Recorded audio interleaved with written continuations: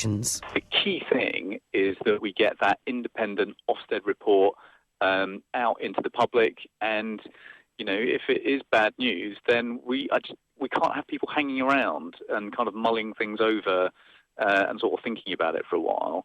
I'll be wanting urgent action. A protest is taking place this weekend involving relatives of the 21 people killed in the 1974 Birmingham pub bombings.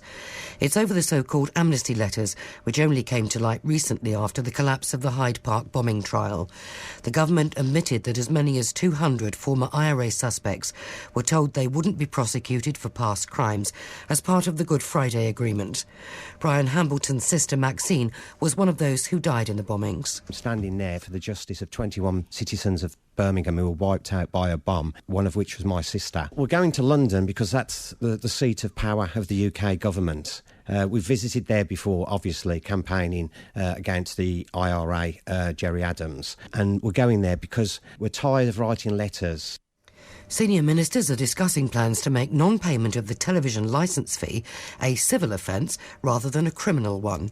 More than 180,000 people appeared before the courts in 2012 accused of not having a licence, which costs £145.50 a year.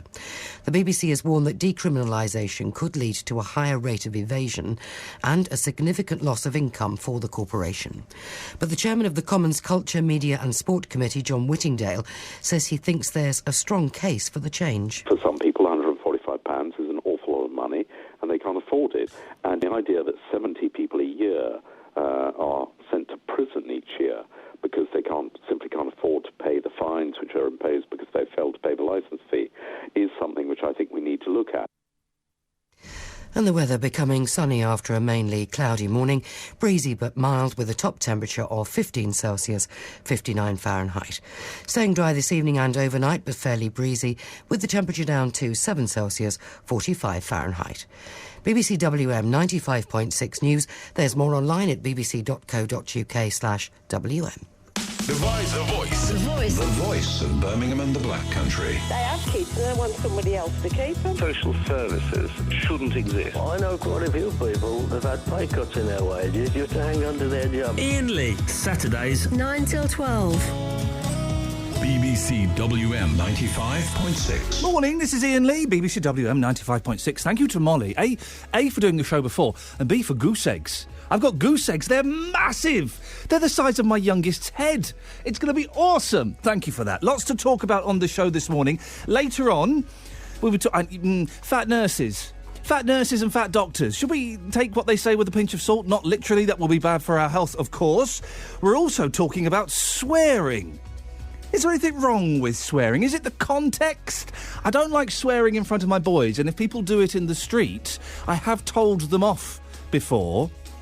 But, let's be honest, a well-timed F-bomb or something even stronger, it can add weight to an argument, and it can be, let's be honest, very, very funny.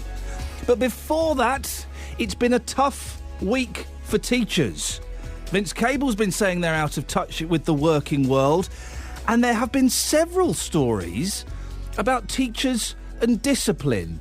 Need your thoughts this morning. Teachers, are they out of touch? Have your say. Across the West Midlands, call 03453 00 9956. BBC WM 95.6. It's been a tough one for teachers this week. It's been a tough one. Several stories have kind of popped up. I was going to say the more serious one, but I don't know if it is actually. Vince Cable, the business secretary, the man with the... Is it a Panama hat? I never know the names of hats. He wears a floppy hat. He looks mysterious. He looks rakish and roguish. He said that teachers know absolutely nothing about the world of work. Boom. Teachers, of course, have got very, very upset. Well, keen to get your thoughts on that. Are teachers out of touch with the world of work? And also, there have been 3 stories that I've been aware of discipline, teachers disciplining their pupils in maybe what could be perceived as quite an extreme way. I want to get your thoughts on that. There's a new story in the paper today, The Sun. A note taped to autistic lad's chest by a teacher. There's a young lad there. How old is he? What is he? 10? 11. David, 11. He's got a note stuck to his chest. We'll talk about those in a bit. We'll talk about those discipline stories in a bit. I'd love to get your stories this morning about how you were disciplined at school. Please, please, please.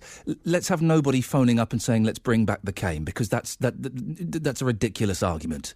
A, it's never going to happen. And B, the cane teaches nothing. I was slippered at school. I got the slipper. All it taught me was fear and resentment. Didn't teach me anything else. So let's not even have that argument. But I am keen to get your stories on discipline this morning. 03453 009956. The phone lines have been very, very busy the past few weeks, so I would suggest you get in as quickly as you can if you want to take part in this. 03453 009956. There are other ways to get in touch. I'll give you those in a little bit. Are teachers out of touch? Teachers are failing their pupils because they know, quotes, absolutely nothing about the world of work. That's according to Vince Cable, the business secretary, during a speech to representatives from the manufacturing industry. He said that teachers are to blame for the poor quality of careers guidance in schools. Just this week, one teacher has been accused of taping up pupils' mouths, another of putting signs on children when they go to the toilet, and today an autistic child has had a letter taped to his jumper, so it made it home to his parents. We're joined by two guests. We can speak now to David Lation, MD of CBS Butler, an engineering recruitment company, and also Andy Summers, who is former chair of the Midlands National Union of Teachers and is part of Warwickshire County Council's School Forum. Good morning to both of you, gentlemen. Good morning. David, we'll start with you. Are teachers out of touch when it comes to the world of work? Absolutely not. Look, for me, Dr. Cable's comments are my wife is actually a teacher. I do, however, must say that on my travels as a recruiter, working with various employers of all sizes, there is a general concern about the level of employability and preparation for the workplace, not only in terms of numeracy and literacy, but also in, as I say, expectation. However, coming back to the comment about teachers, look, this is really crazy. It's a difficult enough job in itself. And what do we want our teachers to do? Well, fundamentally, as a parent, I want them to be the best possible teacher. I don't expect to turn them into expert career advisors. And even in the case of a dedicated career advisor in today's workplace, the breadth of knowledge and insight they have to have, it's just too much. The key challenge for me with teachers is that they're so heavily focused on this busy curriculum and clearly the success criteria around that there just isn't the appetite to go beyond that. And it's very difficult to find time outside this, and we need to understand that. So that's my overall assessment of Mr. Cable's comments. David, when young people fresh out of school that start looking for work or approach you or you talk to them, do you feel that they are equipped for the world of work? Well, it does vary, I've got to say, but as I say, on my travels with various employers, there is a widely held opinion that numeracy and literacy levels aren't up to scratch, and that also the insight and expectation levels, particularly with regards to the new vocational training and the apprenticeships, leaves a lot to be desired.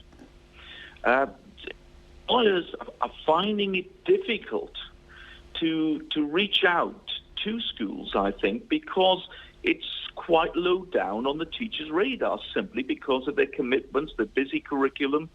There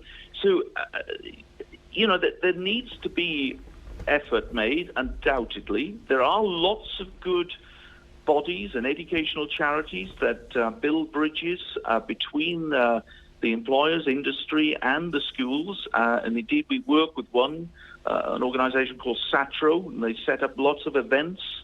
Indeed, we ran one in Guildford just a few months ago with Teen Tech, and over 30 large employers exhibited, and it gave these students a really good insight into what the workplace is all about. David, let me bring Andy Summers, former chair of the Midlands National Union of Teachers. What do you make of Vince Cable's comments, Andy, that teachers know absolutely nothing about the world of work? Well, I actually think that your previous speaker, I didn't catch the name, apologies. That was David Lation. David, hi David, really expressed an honest and enlightened view, and that's the opposite of the view put by Vince Cable in his recent comments. His comments have been condemned much more widely than just on this radio station as crass. I think it's pretty serious when the business secretary of this country talks in such an ignorant fashion, and I believe that there should be further thought about whether he's fit for purpose and whether he knows anything. But Andy, does he not have a point in a slight way in that it would appear that young people are being geared up to go to university and onto further education, and they're not necessarily being schooled in things that might be more vocational, like engineering, like plumbing, like jobs that aren't necessarily degree-based? I certainly think that we have to keep looking at offering as broad an education as we can, and the points that David's made, that actually schools find it extremely difficult when they're suffocated by Gove's Ofsted structure, which is so academic, and with this fixation that somehow university places will answer everybody's problems. So I do think there is more work to do, but it is particularly... it's disgraceful, really, to have somebody like Cable badmouth the teachers when it was his government, during the period of this government, the whole Connections Careers Advice Service, which was a massive organisation right across the country that schools relied on, that was in every authority, was actually cut, removed, and replaced with a series of what? A few websites and a phone line. Now, this bloke is blaming the teachers for actually the harsh treatment his government has meted out on careers. It's his fault and their fault. And I would like to say one other thing. What I was disappointed about, and why I'm so pleased that David has brought sanity to this from the world of employers, was the reaction of those who were present when Cable made his sick joke. That laughter and that applause were the kind of the sounds of harpies to me, extremely ignorant people who need to come and connect with schools in the way that David has suggested. They need to actually listen to what my trade union has been saying for years now about what the outcome of government policy over the last few years was going to cause. Look, we have been proved right again and again and again. Cable, Gove and their mob have been proved wrong again and again and again. Children deserve much better treatment as they prepare for the world of work. Oh, and one last thing. A number of teachers have contacted me and said, hey, are we supposed to be unaware of work? I'll tell you this, when I was training as a teacher, it cost so much to actually be in university training, I actually had to keep a job going to fund being in university. I've actually worked as, and then they run a list of things that they've done. So actually teachers are likely to be coming into work, this is new teachers, with a massive experience of the world of work forced on them because they have to pay ludicrous amounts to pay back on their student loans. So it's ironic that everything that Cable has said, and I have to say he represents the government on this, everything he has said on this issue has been proved to be bogus. Listen to us. Listen to the experts. Do not listen to main-chancing politicians like Cable. Gentlemen, thank you very much. David Lation, MD of CBS Butler Engineering Recruitment Company, thank you. Andy, if you wouldn't mind staying there for a little bit, I'd like to speak to you after we've got the travel with Liz about a few other teaching issues that have popped up. Over to you, dear listener. You've heard what they've had to say. Andy there firmly and squarely dumping the responsibility on the shoulders of the government. What do you think? Are teachers, when it comes to work, are they out of touch? 03, I keep going to give the old number, 03453 009956. All right, this is BBC WM 95.6. Let's get the latest travel news now. Here's Liz. Good morning, it's Kate this morning. Oh, I do apologise, Kate. Hello, that's okay. How rude of me. Let me do that again. Hang on. No one will notice. Hang on 1 second. Okay. This is BBC WM 95.6. Let's get the latest travel news now with Kate. Thank you. Good You're morning. welcome. Well, in Himley, the A449 Stourbridge Road, it's still closed both ways. There's been an accident at Dudley Road at the Himley Crossroads. Police are still there at the scene dealing with the situation, but traffic is light this morning, so not causing too many delays at the moment.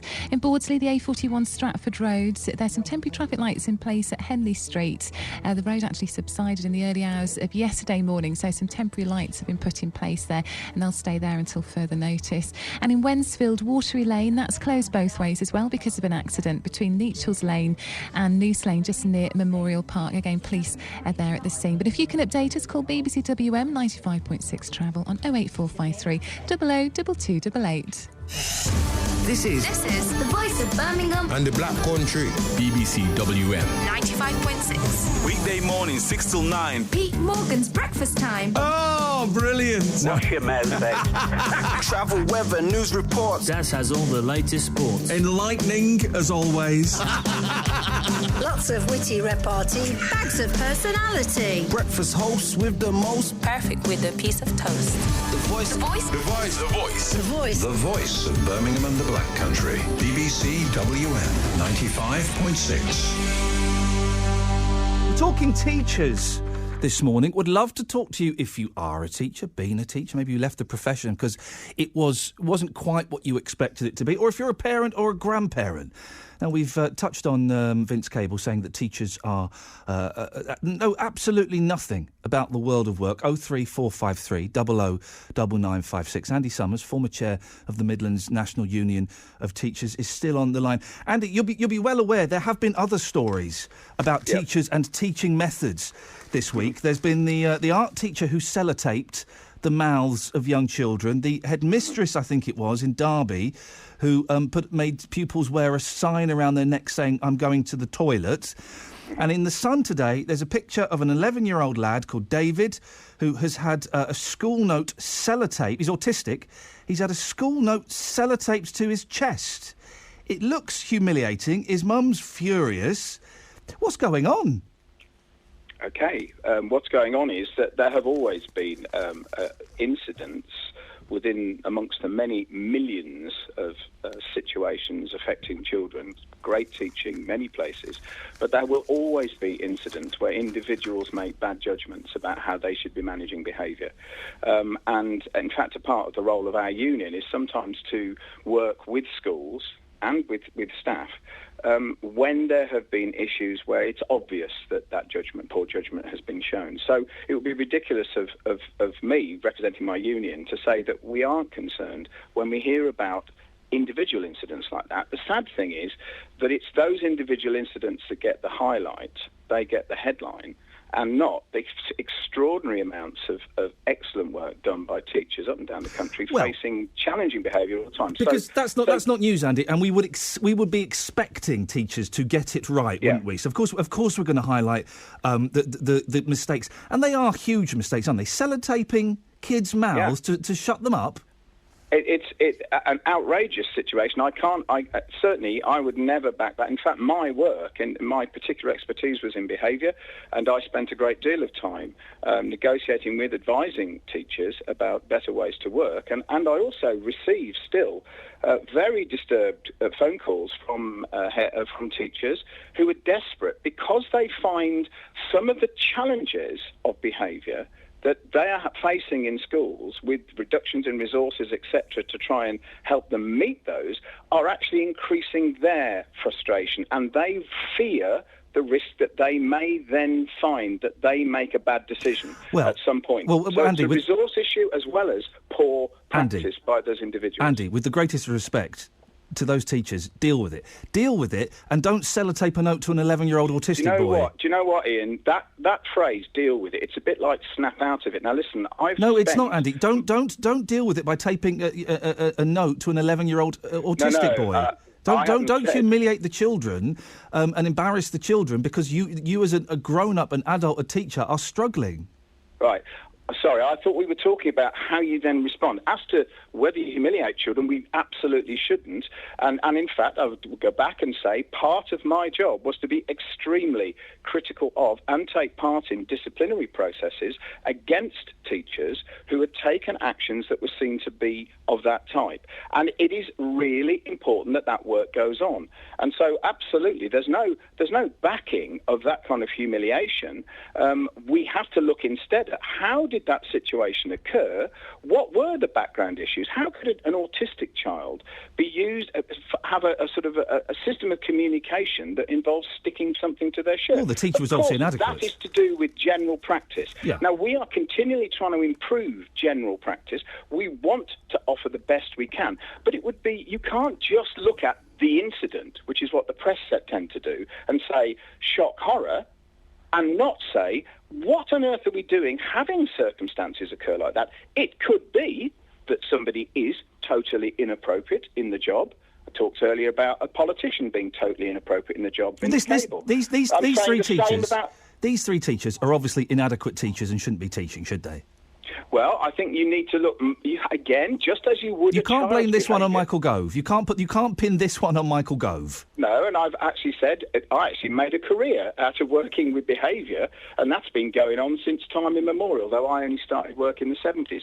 So I've actually found there's always going to be challenging situations, and they are not all going to be the cause of the child. They are going to be because of the way in which adults have managed those circumstances, and part of my work has been to try and train people and help them to understand how better to work with challenging behaviour. Now, the problem is there are so many issues you're talking through here that, yes, we should all stand up and say, don't do humiliating things to children.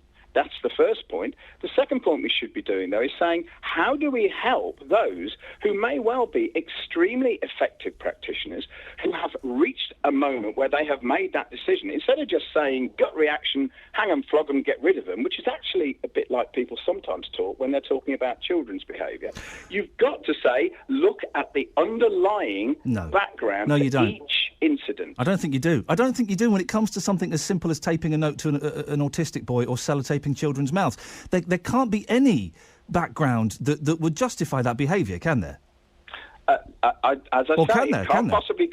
Yes, actually, all actions have got antecedents, reasons, and you have to go beyond the simple point the finger and send them off. You've actually got to say, how did this happen? And it may include coming up with the conclusion this has got to stop. If it's an assault issue, if somebody wants to say that is an assault, then that has to be looked at in a safeguarding context in the same way that anything else is. Believe me, Ian, the actual machinery to work with this exists. And the sad thing for me is when incidents like this actually take the whole focus, when I am absolutely clear that each one of those incidents will be being looked at very closely by their local authority. They will be asking for assistance from trade unions such as mine and from the Safeguarding Board. We do have all the machinery to actually respond. I wish we had a society that never threw up a maverick, that never threw up somebody who was going to behave inappropriately. But actually, this is the human sort of existence. And really, Ian, you've got to be careful not to simply jump to that one out. You've got to say, you may come up with eventually out, but you have to say, how did this happen? What is this telling us about the wider issues that are in managing particularly children with challenging behaviour? Andy, I really appreciate your time this morning. I enjoyed that. Thank you. Thank you, Ian. I appreciated the conversation. Thank you very much indeed. That's Andy Summers, former chair of the Midlands National Union of Teachers, part of Warwickshire County Council School Forum. That's how you start a weekend, by having a feisty conversation with a former union rep. That's what you do. Well, that's woken me up now. I enjoyed that. Over to you. It's over to you now, listener. 03453 009956. There are two sort of avenues of this, I suppose. The Vince cable suggesting that teachers are out of touch when it comes to work, that they don't know the work environment. 03453 009956. And I guess the one that will perhaps will have more impact on your lives is the disciplining of children. The way we approach disciplining problem children. Is that fair? I'm not sure. Let's say it as kind of a shorthand. Disciplining children. Sellotaping the mouths of kids. Making children wear signs saying they're going to the toilet, and taping a note home to a parent on an 11-year-old autistic boy. Am I being oversensitive? Am I being a little bit oversensitive, thinking all of those things are not only wrong, they are terrible? We shouldn't bring up our children via humiliation and shame. Surely it's encouragement and nurturing. That's what I think. What do you think? Maybe you think you don't see anything wrong with this. Maybe you got a whole lot worse when you were at school. 03453 009956 is the phone number. Winnie's in Selly Oak. Morning, Winnie. Hello. Well, you've been waiting for a long time. I appreciate your patience. All right, because I've got a bit funny. I've got something that's a bit funny. Oh, go on. I'm 85 this year. Well done, you. And also, I've got a close friend round the corner from me. Yes. Who we both started school together. Oh. So this year, it's been 80 years that we've known each other and we're still friends. Isn't that funny? Now then, we used to go to Jervois Road School in the castle, and that school is still there to this day. Yeah. And teaching. Now, we had a Mr. Cope, and I tell you, you were frightened. He used to stand and dither and shiver with his arms at the side of his body. And by golly, if he started doing that, you better watch out. What, he would start sort of shaking and twitching? Yes, and he used to twitch with his hands and bang them on the tops of his legs. Anyway, they'd got a rhyme for him. But if you misbehaved, you had the stick across your bum. But we used to say, Mr. Cope is a baldy-headed bloke. He goes to church on Sunday. He goes to church to pray to God to wallop the kids on Monday. Oh, blimey. It's good that we don't have teachers that hit kids now, isn't it? Nowadays, I mean, we used to be petrified of our teachers.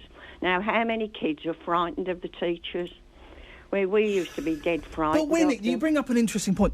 I mean, I had teachers that I was terrified of, yeah, and while the children should respect the teachers, they shouldn't be terrified of them, but should they're they? not these days. Good, well, which is a good thing, isn't it? I learnt more from the teachers I respected and admired than I did from the ones I was afraid of. Yeah, yeah. So we should be encouraging respect. And you wouldn't want to bring back hitting children, would you? No. But they've got no respect for the teachers, 9 out of 10 of them. And how do we get that respect back then? I don't know. I think it starts from home. I'm sorry. No, don't apologise. You may be onto something there. 03453 009956. There were teachers I was terrified of. Let me try and think who they were. I won't mention names because they're probably still around. There was the physics teacher, didn't like me at all. There was the German teacher who left. There were a few, they were terrified. I learnt more. Mrs. Routledge was my English teacher, who I admired and respect, and let's be honest, I had a slight crush on. But I admired and respected. Mrs. Ambrose, the drama teacher, admired and respected. I learnt more from the teachers I admired and respected than I did from those I was afraid of. 03453 009956. Let's go to Millie in Aston. Morning, Millie. Good morning. What would you like to say? Right. I born 3 sons that is left-handed, yeah? Yes. Now, my Rupert and Robert went to Manor Park School here by my house. Yes. And I said to Robert one day, where's Rupert? Yeah. Because the two of them supposed to walk and come home together. Yes. The teacher, Miss Cabot, she had Rupert back in class. Wait, Millie, can I just ask, when did this happen? My Rupert is the man now, he's working. Okay. Just, it's probably best we avoid mentioning teachers' names. She must be gone now. She's not there. Okay. She's not down here no more. Okay, go on. Right. And she made Rupert stop back in class to write with his right hand. Oh. If she is God. And telling Rupert that devil children use their left hand. Oh, no. Now, you think now that Ocean had gone and take her off her face. Huh? Now, why she do that to him? One day he wanted to go to the bathroom. She said, you already went. The poor boy wee himself, and when he came home, he was soaking wee. Now, you telling me that that's the teacher? It's not her duty to do that. Her duty was to teach my son. How long ago was this, Millie? About 30 years? About, how old was Rupert? Rupert born in 69. Rupert was born in 69, so I moved here 70. he's got to be 44 then. I moved in this house 74. Oh, gosh, what a year. I was 1 year old then, Millie. Can you believe it? So when I moved here, right. Rupert was... and is Rupert still writing with his right hand? Yes. Wow, isn't that and funny? she confuses brains. Yes. Make the children Don't go confuse funny. Rupert's brains, no. Yes, it's not right. Because at the end of the day, how she know that they're devil children? Millions. Look at the prime ministers and them in New York, the presidents. Look at them. They're all left-handed. You watch them. Are all the... Yeah, you look at them and see. Hang on. Obama is left-handed. Watch them. You see when they're writing. Hang on a minute, Millie. You check them. So let's go through a list of left-handers that you can think of. You check them in New York. So check them in New York? Yeah. Who? Obama. Obama is left-handed? Yeah, I see. Writing with that left hand. Yes. I say that. I see Kennedy. With him, that one that I like. Kennedy? The other one that gone. Carter? Right. I see them. Using the left hand. Oh, we could be onto something. You could look and see. You check it out and see how many left-handers are and do you know left-handed boy children seems to be very educated. Millie, thank you very much there. Well, I'm going to get my team to certainly research that. Obama, Kennedy and Carter were left-handed. That seems an unusually high percentage of left-handers being presidents of the United States. Paul McCartney, of course, left-handed. So was Jimi Hendrix. But can we read anything into that? It's interesting what Millie was saying. I've got a friend, well, how old am I? He'll be 41. He was a left-hander, and his teachers made him write with his right hand. Isn't that funny? Isn't that funny? We live in a world not so long ago where that happened. That can't happen now. I can't believe that happens now. We embrace the left-handedness, don't we? I mean, it's odd. It's a bit weird, isn't it? 03453 009956. And if anyone can verify Obama, Kennedy and Carter were all left-handers, could you give me a call and let me know? More of your call. Oh, the phones have gone bonkers. I think it may be some left-handers have worked out how to use the telephone correctly and are furious. Joined now by Chris Austin, who is a former soldier, trained to be a teacher under the Troops to Teachers scheme. He's since lost his job and decided not to carry on with the teaching. Morning, Chris. Good morning. Chris, explain what the Troops to Teachers scheme is. Well, it was a scheme that was developed by Michael Gove to get former servicemen and servicewomen into a teaching role, because a lot of military people conduct the teaching role in an instructor sort of capacity. So it's quite easy to make the transition from soldier to teacher. So what experience do you think a soldier will be able to bring into a classroom? Well, I mean, for myself personally, I had over 20 years teaching experience within the military. Right. Not necessarily classroom, but there was sort of a percentage of classroom teaching, with young soldiers. So to make that transition over to the classroom is to be honest, quite easy. Yeah. I bet the kids were terrified of you, weren't they? No, not at all. Oh. They didn't really have this stereotypical image of the sergeant major on the drill square. Once they got to know me, they sort of respected me, and they realised that I wasn't really the stereotypical disciplinarian that everyone thinks military people are. Yeah.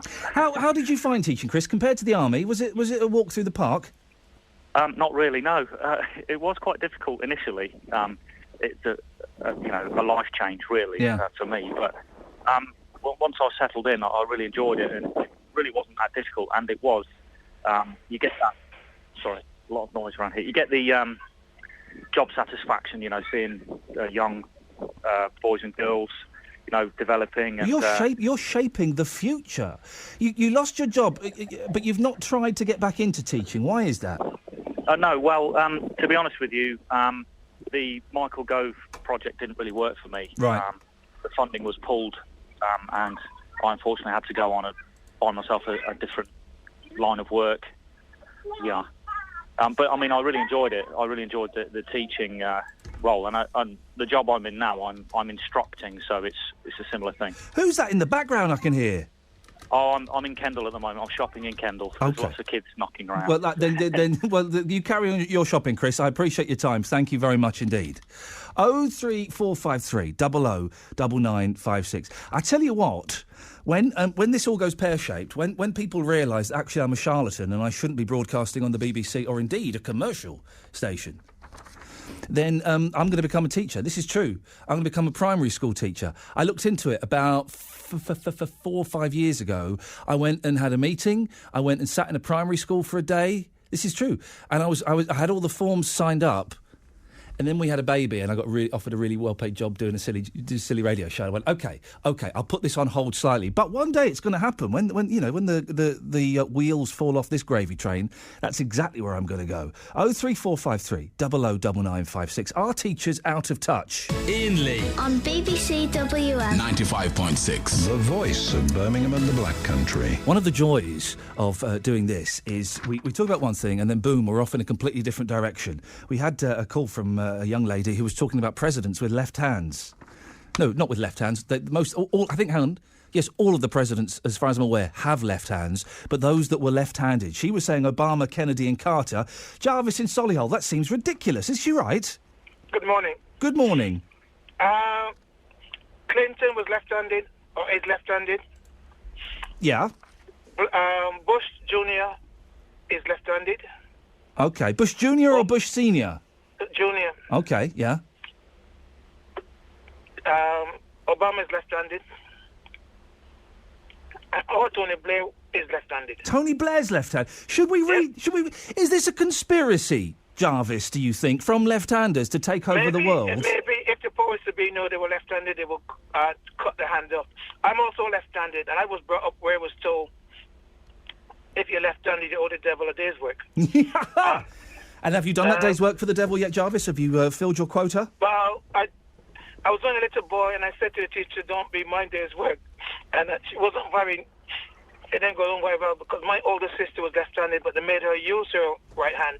My mum is left-handed, and she used her right hand, because they were brought up where you had to, and they insist that you did. I didn't. I resisted it for whatever it was worth.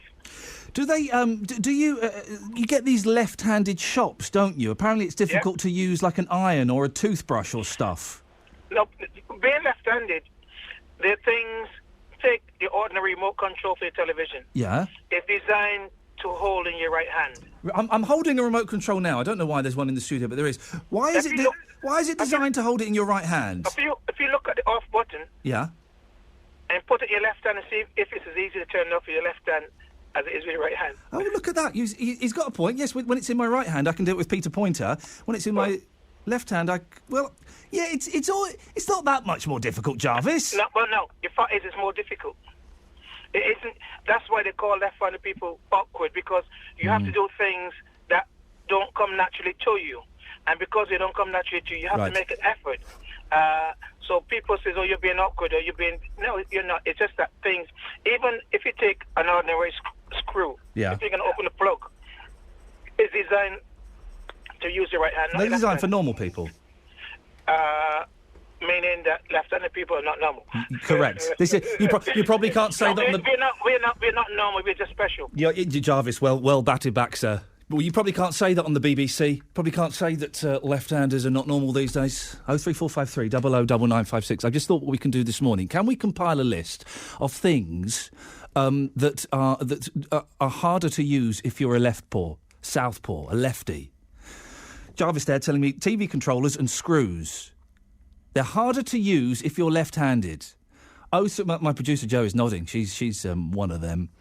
03453 009956. What things are harder to use, please, if you are left-handed? More goals, more games. This Saturday from 12, hear exclusive FM commentary of the Baggies against Manchester United, followed by the derby, Walsall Wolves, from 3 o'clock. BBC WM 95.6. It's funny you plan all this stuff, and then we. Is this true, Producer Joe? Just nod to me. You've sent me a message saying you've got a right hand. You're left-handed, and hairbrushes are right-handed. How does that work? All right. You read. Okay. She is telling me that her Tangle Teaser hairbrush is ergonomically designed for a right-handed person. What? Come on, guys, get over yourselves, all right? You're just trying to make it look like you're more special than you actually are. 03453 009956. We'll put it on there, though. We're looking for a list of things that, as a left-handed person, you find difficult to use. They are built for right-handed people. So far, we've got a TV controller, screws and a hairbrush. I've never heard such nonsense. Chris, John, stay there. I want to go to May in Coles Hill. Morning, May. Try a can opener. Sorry? A can opener. Are they the ones that you press onto the thing and then turn? Because I'm right-handed, my husband's left-handed. And he can't do it? He has more trouble than I do. Really? Yeah. But it's very handy when you're decorating, because I can cut the right-hand corner, so he cuts the left. Oh, you see. So there is a benefit to it. Have you ever bought stuff off the internet that is specifically for left-handed people? No, because I don't use the internet, only for Skype for my daughter in Australia. Oh, really? You've never been to one of those left-handed shops or anything? No. And did your husband, was he encouraged to use his right... Well, I've heard stories of people who've had their left hand tied behind their back, so they're forced to use their right hand. He hasn't told me that, but I did manage to get him a left-handed checkbook. I'm trying to work it out in my head. Oh, yeah, OK. Yeah, of course, that makes sense. I have trouble with the left-handed one, because I'm at right most of the checks, but it's still a left-handed checkbook in case he writes one.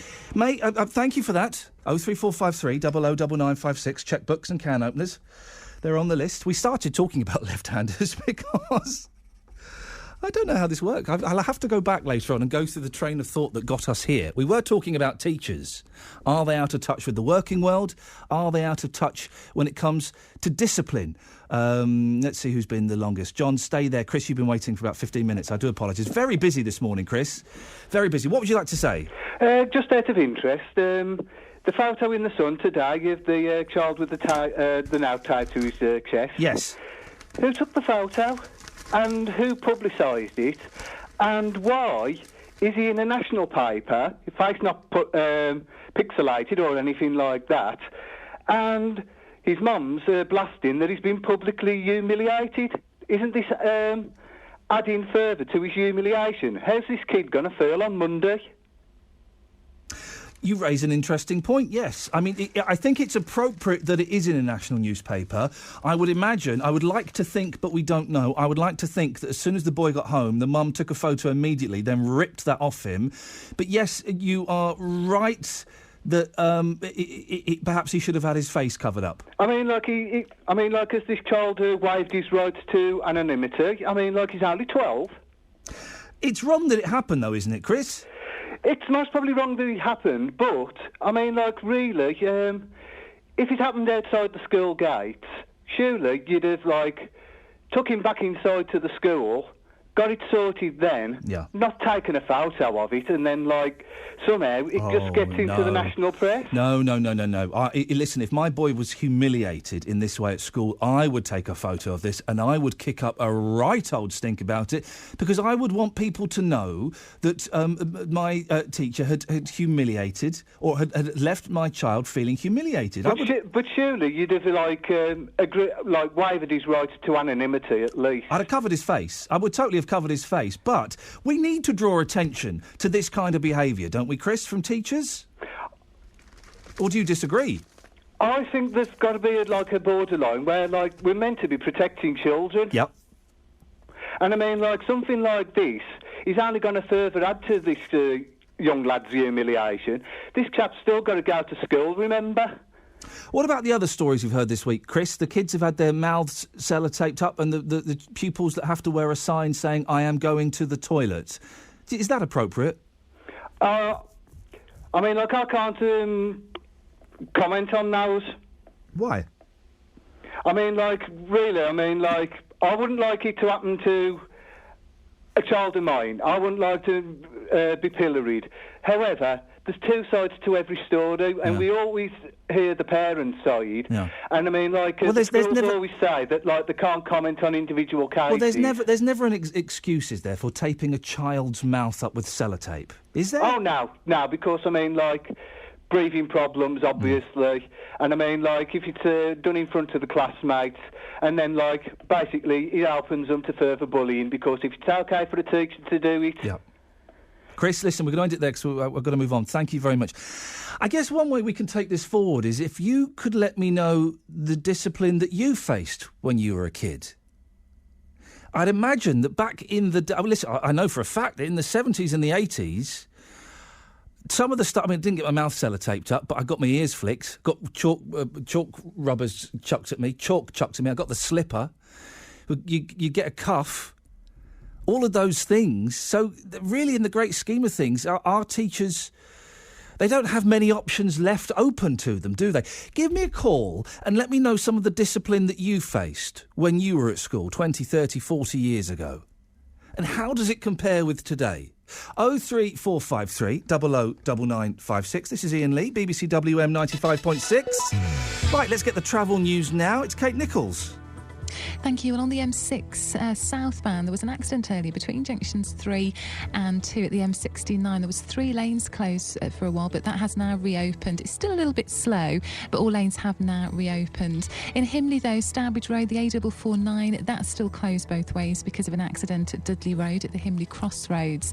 It's closed in both directions. Police are there at the scene, but traffic is coping well at the moment. In Bawdsley, on the Stratford Road, the A41, there's some temporary traffic lights in place at Henley Street because of the roadworks there, and in Wensfield, Watery Lane, that's closed off both ways as well because of an accident between Neachels Lane and Noose Lane. This is just near to the Memorial Park, but recovery work is underway now, so hopefully that will reopen very soon. If you can update us, call BBC WM 95.6 Travel on 08453 00 2288. Middleton, Mile Oak, Moseley, Oldbury, Pattingham. Have your say across the West Midlands. BBC WM 95.6. We're talking about teachers. Are they out of touch? Vince Cable says that teachers are out of touch with the working world. 03453 009956. And the 3 stories this week, past couple of weeks, of what could be viewed as extreme discipline. Young kids having their mouths taped up to keep them quiet. Young children having to wear a sign saying, I am going to the toilet. And this 11-year-old lad, autistic lad in The Sun today, who had a note taped to his chest. No, it's an A4 sheet of paper taped to his chest because he kept forgetting to take his school notes home. 03453 009956. Are these appropriate? What were your examples of discipline at school? We're also talking about left-handers. I can't remember why.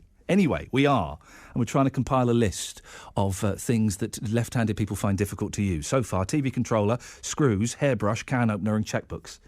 We'll come back to that in a second. Let's go to John in Sheldon. Morning, John. Good morning, John. Ian. All right, mate? Yeah, I'm good, thank you. What would you like to say? I started school in 1950.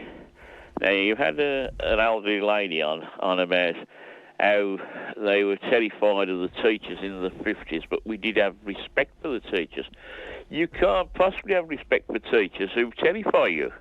And a lot of teachers did terrify certain children, and a lot of children didn't have respect for them. And then she went on to say that school children today haven't got the respect for their teachers like we had. Sorry, children today are knocked, a lot of school children and those who have left school or unemployed, are knocked by the very elderly people, and I'm approaching 70, are being bone idle if they haven't got a job, and if they're at school they've got no respect. Now, the vast majority of children today at school enjoy going to school. They're very respectful, they work hard, and at the end of each year, the main term, why do so many children buy the teacher a present when they leave in that form? How do you know this, John? Not disputing it, just wonders how you knew. Well, how do I know that they buy these presents? How do you know that most kids are respectful and they buy their teachers presents and they enjoy being at school? Well, first of all, the children are a lot happier coming out of school. At the end of the year term, a friend of mine's got a child at school, and she always buys a teacher present. You go in the shopping areas, and you see all sorts of a mug for my favourite teacher, a pen, something else, and they give them to the teacher. Excuse me, at the end of each year's term, and every year onwards. Now they are the young people. I'm talking about children at school and the youth of today, as you may call them, up to 21 or whatever, many who are unemployed, they're very polite and respectful. Now, some of the elderly people are very nasty, especially if there's 4 or 5 of them in a bus shelter waiting for the bus, and a young person who has left school, is out of work, and stands near the bus stop by themselves, and they make comments deliberately. Look at them. They're bone idle. They don't want to work, Look at them. John, hang on a second. I said to one old lady, excuse me, do you know that young lady you're talking about? No. I said, what about she's bone? They are. I think, if somebody to say to you, your grandchildren are bone idle, don't you accuse my grandchildren? I said, well, you don't know that young lady, you don't know what's on, and so don't speak about other people's grandchildren or children and grandchildren being bone idle. And this is deliberate. And not everyone. There is a big percentage of the elderly people who continually knock the young people of today. John, thank you very much indeed. I heard a breath being taken. I thought I'd jump in there. Because this show is only on until midday. But I appreciate that. And isn't that good? Isn't that interesting? John, who I'm guessing is of an age, I think he said he was 70-something. John there, defending young people, sticking up for young people and having a go at the old people who knock the young people. I genuinely believe, and I have to believe this, otherwise there is no point in existing. The future will be bleak. I genuinely believe that most young people are brilliant. Most young people are great, they're keen, they're excited, they want to work, they want to learn, they want to do things. Most of them are. They have to be, don't they? Because if they're not, then what's the point of going forward in the world? Most of them are. There are a few that are slackers or are indifferent or can't be bothered or are naughty. I was naughty. Great, yeah. 03453 00 9956. Derek's in Droitwich. Morning, Derek. Morning. What would you like to say, I boss? was just thinking what you think as regards a sticker saying no halal meat to my 2 grandkids that walk round Erdington over dinner time. What? They have to wear a sticker saying no halal meat. Who does? Your grandchildren? Yeah. They go to school in Erdington. Yeah. Well, don't mention the name of the school, but okay, so it's in Erdington. No, but the one has now left and he's in Sutton Coldfield. But the other one, he still. I think he still walks around with no halal meat. How old is he? He's 7 this year. He's been doing it since they both were doing it when they first went into school. But I would suggest that's not a humiliation, though, is it? That's quite a simple. It is to me. Yeah. Well, tell me why, because isn't it, Derek? Isn't it just simply a dietary? It's informing people of their dietary habits. It was informing them that they were not of a certain ethnic. Because a religious background. They're not. They're not Muslim and they don't want halal meat. Approach them right. about it. Right. And I dare say that they got embarrassed about it. But it would be. It's not the same, though, is it? Or maybe you think it is. At face value, it doesn't appear to be the same as wearing a sign around your neck saying "I am going to the toilet." No, it just shows that the teacher's got no sense at all. As far as teachers are concerned, and that union guy, he's quite right in what he says about cable. I mean, as regards that backing the teachers up, it's because they've got rid of the careers advice system. No. Listen, the careers advisor, as far as I remember, and maybe other people can back me up on this, when I was at school, I remember the career advisor just giving me the worst advice ever. Do you know what she told me I should be? Yeah. A prison guard. A prison guard! Producer Joe's telling me she got that. There must have been a shortage of prison guards in the 80s, because I had other friends as well that were told you should be a prison guard. Well, I went in there, Derek, saying, I want to go to drama school, I want to be an actor, I want to be a performer. No, that'll never happen. Have you ever considered being a prison guard? Unbelievable! Well, I never took the advice of my citizens, not my citizens, careers advisor. Careers advice guy, but as regards that, I was always a bit of a rebel anyhow. Were you trouble, Derek? But the thing is that, they can put you on a path to, if you've got some idea of what you want to be, they can put you on the path if you stick to it. Yeah. I mean, when I went to school, and I'm not going to name the school either that I went to, it shut down in the 60s. I mean, discipline, well, I used to get the cane every morning for being late. I only used to live at the back. And I thought it was an initiation ceremony, actually. Derek, I've got to move on. Sorry to cut you short. I've just seen what the time is, and I want to squeeze in Dave and John before the news at 10. But our first guest, formerly one of the chairs at the NUT, was talking about the Careers Advisory Service going. Were they ever actually any good? I was told to be a prison guard. Producer Joe was told. I know lots of my friends were. There must have been a shortage of people working in the prison service in the 80s. That must have been the case. And I went in. What do you want to be? I want to be an actor. I want to go to drama school. I want to be an actor. Yeah, that's never going. I grew up in Slough. There's a big industrial estate, the Mars factory. So most people were farmed off to work at Mars. I said, no, I don't fancy that. Well, you'll never make it as an actor. Well, do you know what? I didn't quite make it as an actor, but I ended up closer to that than working at the Mars factory or working in a prison. 03453 009956. Bizarrely, we're also talking about left-handers. John in Redditch, are you a left-hander? No, Ian, I'm not right-handed. The reason why I rang up is that, did you know Napoleon Bonaparte was left-handed? And I believe it to be factually correct. Yes. That is the reason why the French, and of course the rest of the Europeans, drive on the right-hand side. Oh. Because just imagine yourself, if you're right-handed, as I am, yes. You're driving on the left-hand side, you're held up by a highwayman, you can defend yourself in a clean 180-degree sweep with your right hand.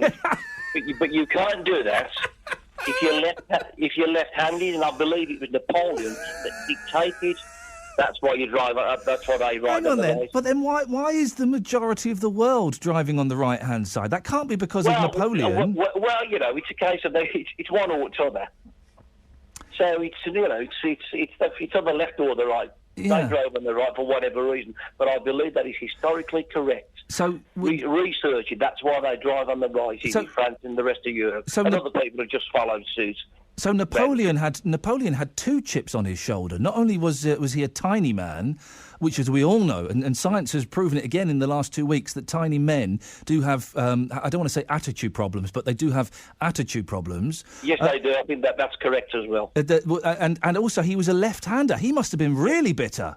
Absolutely. But yet, research it. I shall leave that to listener. John, very quickly, what kind of discipline did you get at school? And when you hear stories of kids having their mouths sellotaped, does that shock you at all? Well, that's a bit extreme. I used to have the slipper quite regular at school. Nothing serious. I was a 50s child. It was just common practice then for minor misdemeanours, slightly disruptive in class or not concentrating, talking when I shouldn't have been. And I had the slipper on a very, very regular basis, and it caused me no grief whatsoever. It was second nature. We didn't go away with a chip on our shoulder or resentment. It was just, I've had the slipper today, and it was a commonplace there for us all to be slippered, but me in particular. John, I appreciate your call. Thank you very much indeed.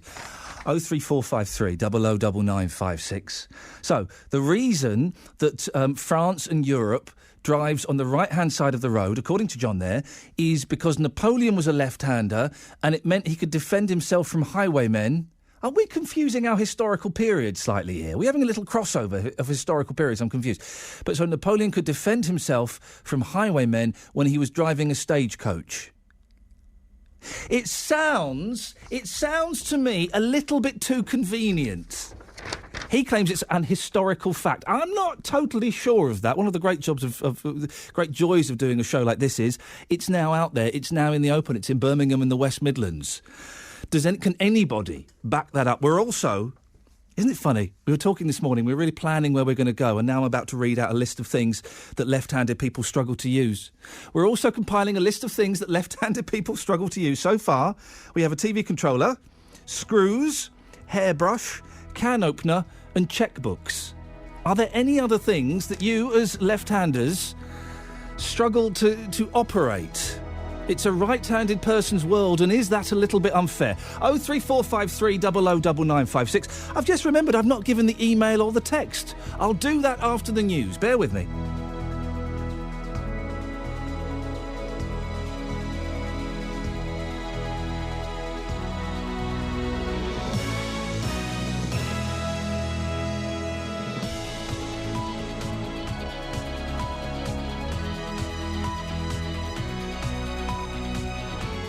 The voice of Birmingham and the Black Country. BBC WM 95.6.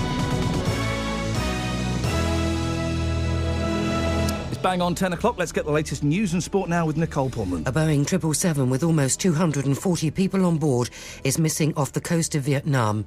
Search and rescue crews across Southeast Asia are trying to find the Malaysia Airlines plane which was flying from Kuala Lumpur to Beijing. Jennifer Pack is at Kuala Lumpur Airport. What we do know is that MH370 had left Kuala Lumpur, and 2 hours into the flight for Beijing, they lost contact with air traffic control on the Malaysian side. This has been a very popular route as Malaysia and China increase trade, and on board there are 239 people, among them 227 passengers from 14 different nationalities, as well as 12 crew members. Birmingham City Council is investigating allegations that some head teachers in the city were removed in an attempt to make the schools adhere to more Islamic principles. A leaked letter detailing the plan, known as Operation Trojan Horse, claims up to 4 schools have already been affected. Liam Byrne, the MP for Birmingham Hodge Hill, has held talks with the government and the City Council about those allegations. The key thing is that we get that independent Ofsted report out into the public, and if it is bad news, then we can't have people hanging around and kind of mulling things over and sort of thinking about it for a while. I'll be wanting urgent action. A protest is taking place this weekend involving relatives of the 21 people killed in the 1974 Birmingham pub bombings. It's over the so-called amnesty letters, which only came to light recently after the collapse of the Hyde Park bombing trial. The government admitted that as many as 200 former IRA suspects were told they wouldn't be prosecuted for past crimes as part of the Good Friday Agreement. Sport and today's live football on BBC WM begins at the Hawthorns with West Bromwich Albion at home to Manchester United. The Baggies are only a point above the Premier League relegation zone.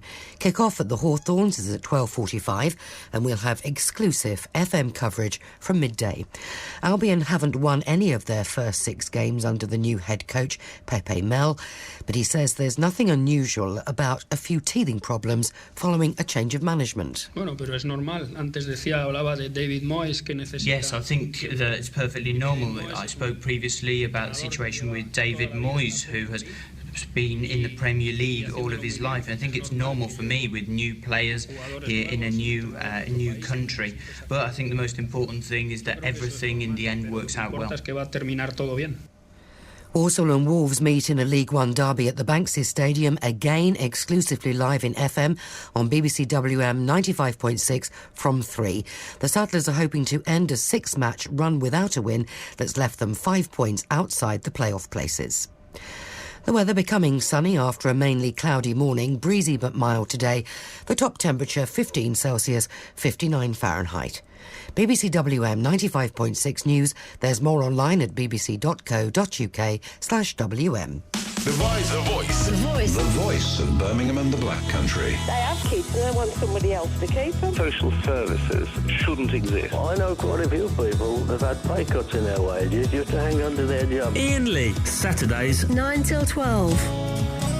BBC WM 95.6. Coming up in about 15 minutes or so, we're going to... I spoke to a lady before the show with an incredible story about how her mum's life and her life, the family's life, was affected by dementia. Would really like to get your stories. It's something that kind of resonates with me. My granddad had Alzheimer's, and it was so upsetting. It was years ago now, but it was so upsetting to see the decline set in. Really keen to get your stories about Alzheimer, about dementia, about how it's affected you and your life. You can start calling now, 03453 009956. Until then, though, we're still talking about teachers. We're still talking about left-handers and all kinds of nonsense. 03453 009956. You can also send me a text, 81333. Start your text WM, or here's the email, iain.lee, IAIN.LEE at bbc.co.uk. Have your say. Across the West Midlands, call 03453 009956. BBC WM 95.6. Now, I've just had an email reminding me of something, so do just bear with me for a second while I go on line and have a little look at what they've done. OK, yeah. So, David has emailed me. Today is International Women's Day. Is it Women's Day or Woman's Day, sisters? Women's Day. Well done, sisters. You've got a day to yourselves. What about the other 364 that I guess the implication is they still belong to men? It's odd. Is there a Man's Day? There should be. We should have a Man's Day. Every day is Man's Day. It's ironic that the way it's laid out on Google, don't think too many Libbers would appreciate that. So you go to Google. You know, they have like a daily kind of, the way they write their name is so crazy. And they've written Google, but it does look like Go Ogle. It does look like Go Ogle. They've used the second O is that symbol for, like, women. And it does. It's a huge O. It looks like Go Ogle. Is that what you want us to do on International Women's Day? Internet search giant? Go Ogle? If that's the instruction, well, it would be churlish of me not to follow it. 03453 009956. It looks like this show is kind of going to be a free-for-all. So just call in about whatever you want, to be honest. On the subject of being left-handed... Oh, man alive, I get paid for this. Irene's in Wensfield. Morning, Irene. Oh, morning. What would you like to say?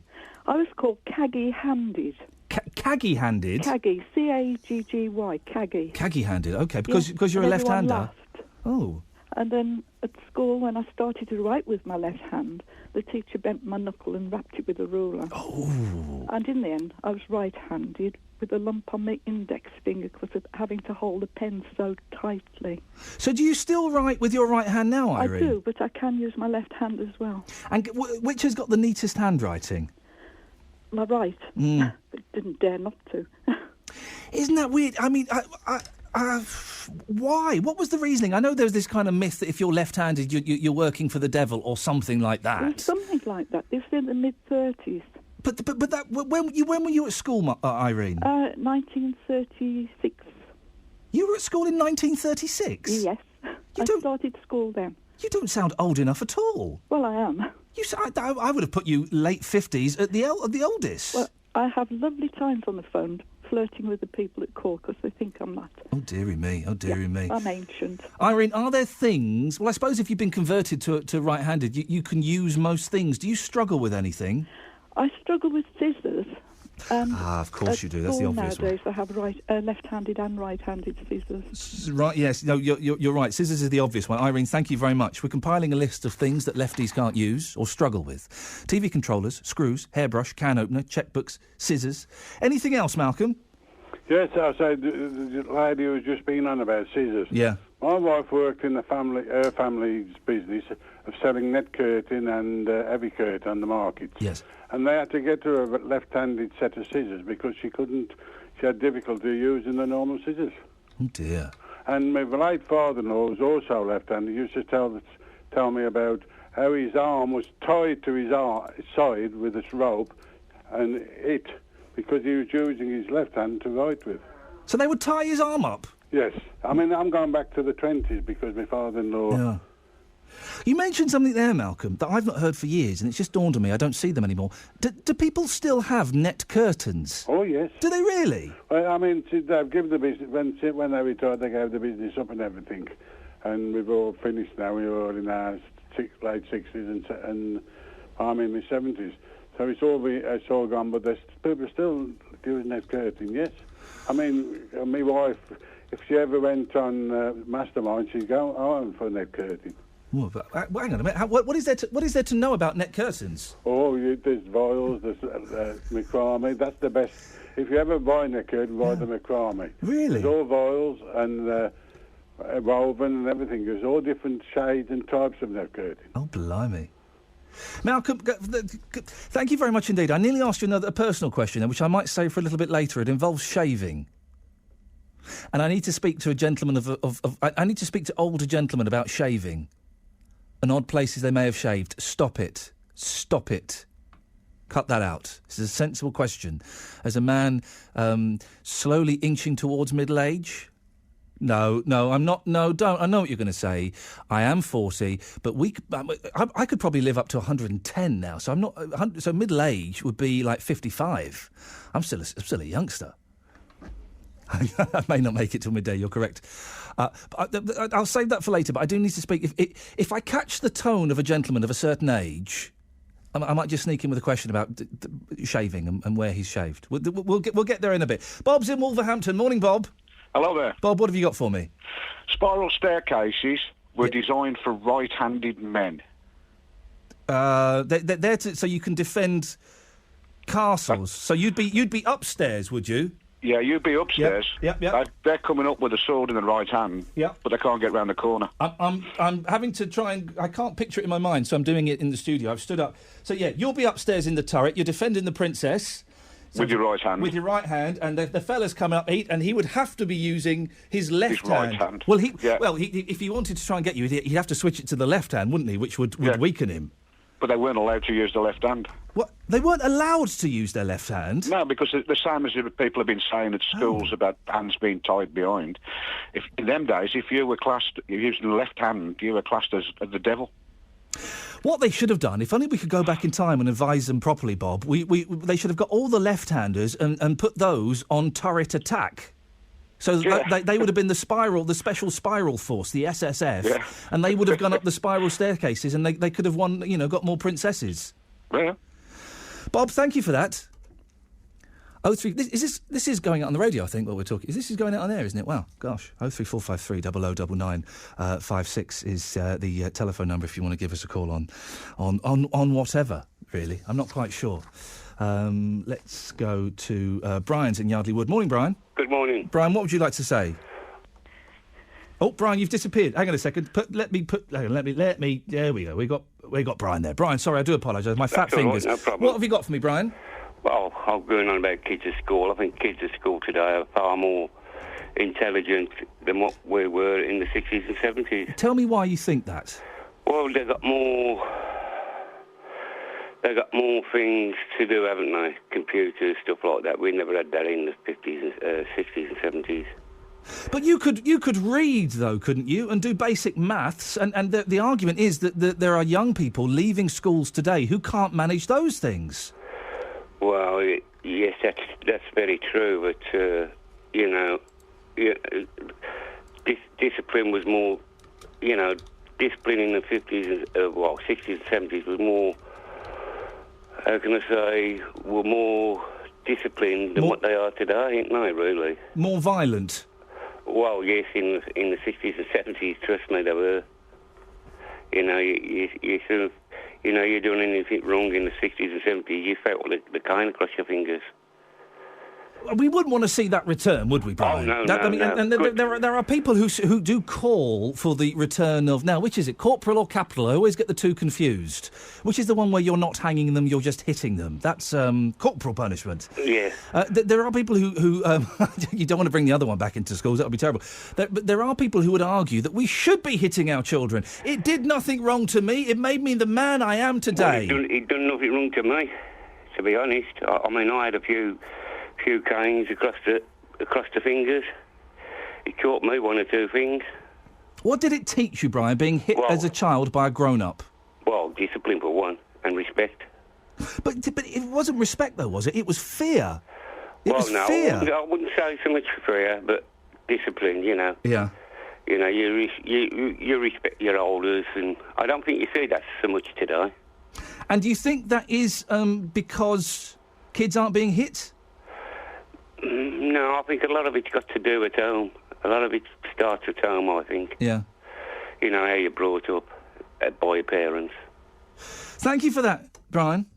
Well, you get lots of people saying, oh, yeah, I was hit as a kid. It didn't affect me. I'm just in therapy and I drink a lot. Apart from that, I'm fine. Mavis is in Coventry. Morning, Mavis. Morning. Mavis, what have you got for me? I'm left-handed. Oh, dear. I'm sorry to I'm sorry to hear that. My eldest son is left-handed. Oh dear, what a shame. And his son is left-handed. And we're all supposed to be extremely more clever than the right-handed people. Well, go on then. Say something clever. You're... Like I to tell you how to shave. Oh, well, listen, Mavis, I wasn't going to mention this to a lady, but I will as you're on. This morning I stayed in a horrible hotel last night, Mavis. It was thoroughly. Really? I was woken up at 1:30, which by the sound of what I thought was a woman being attacked. Let's just say when I listened, I realised she wasn't being attacked.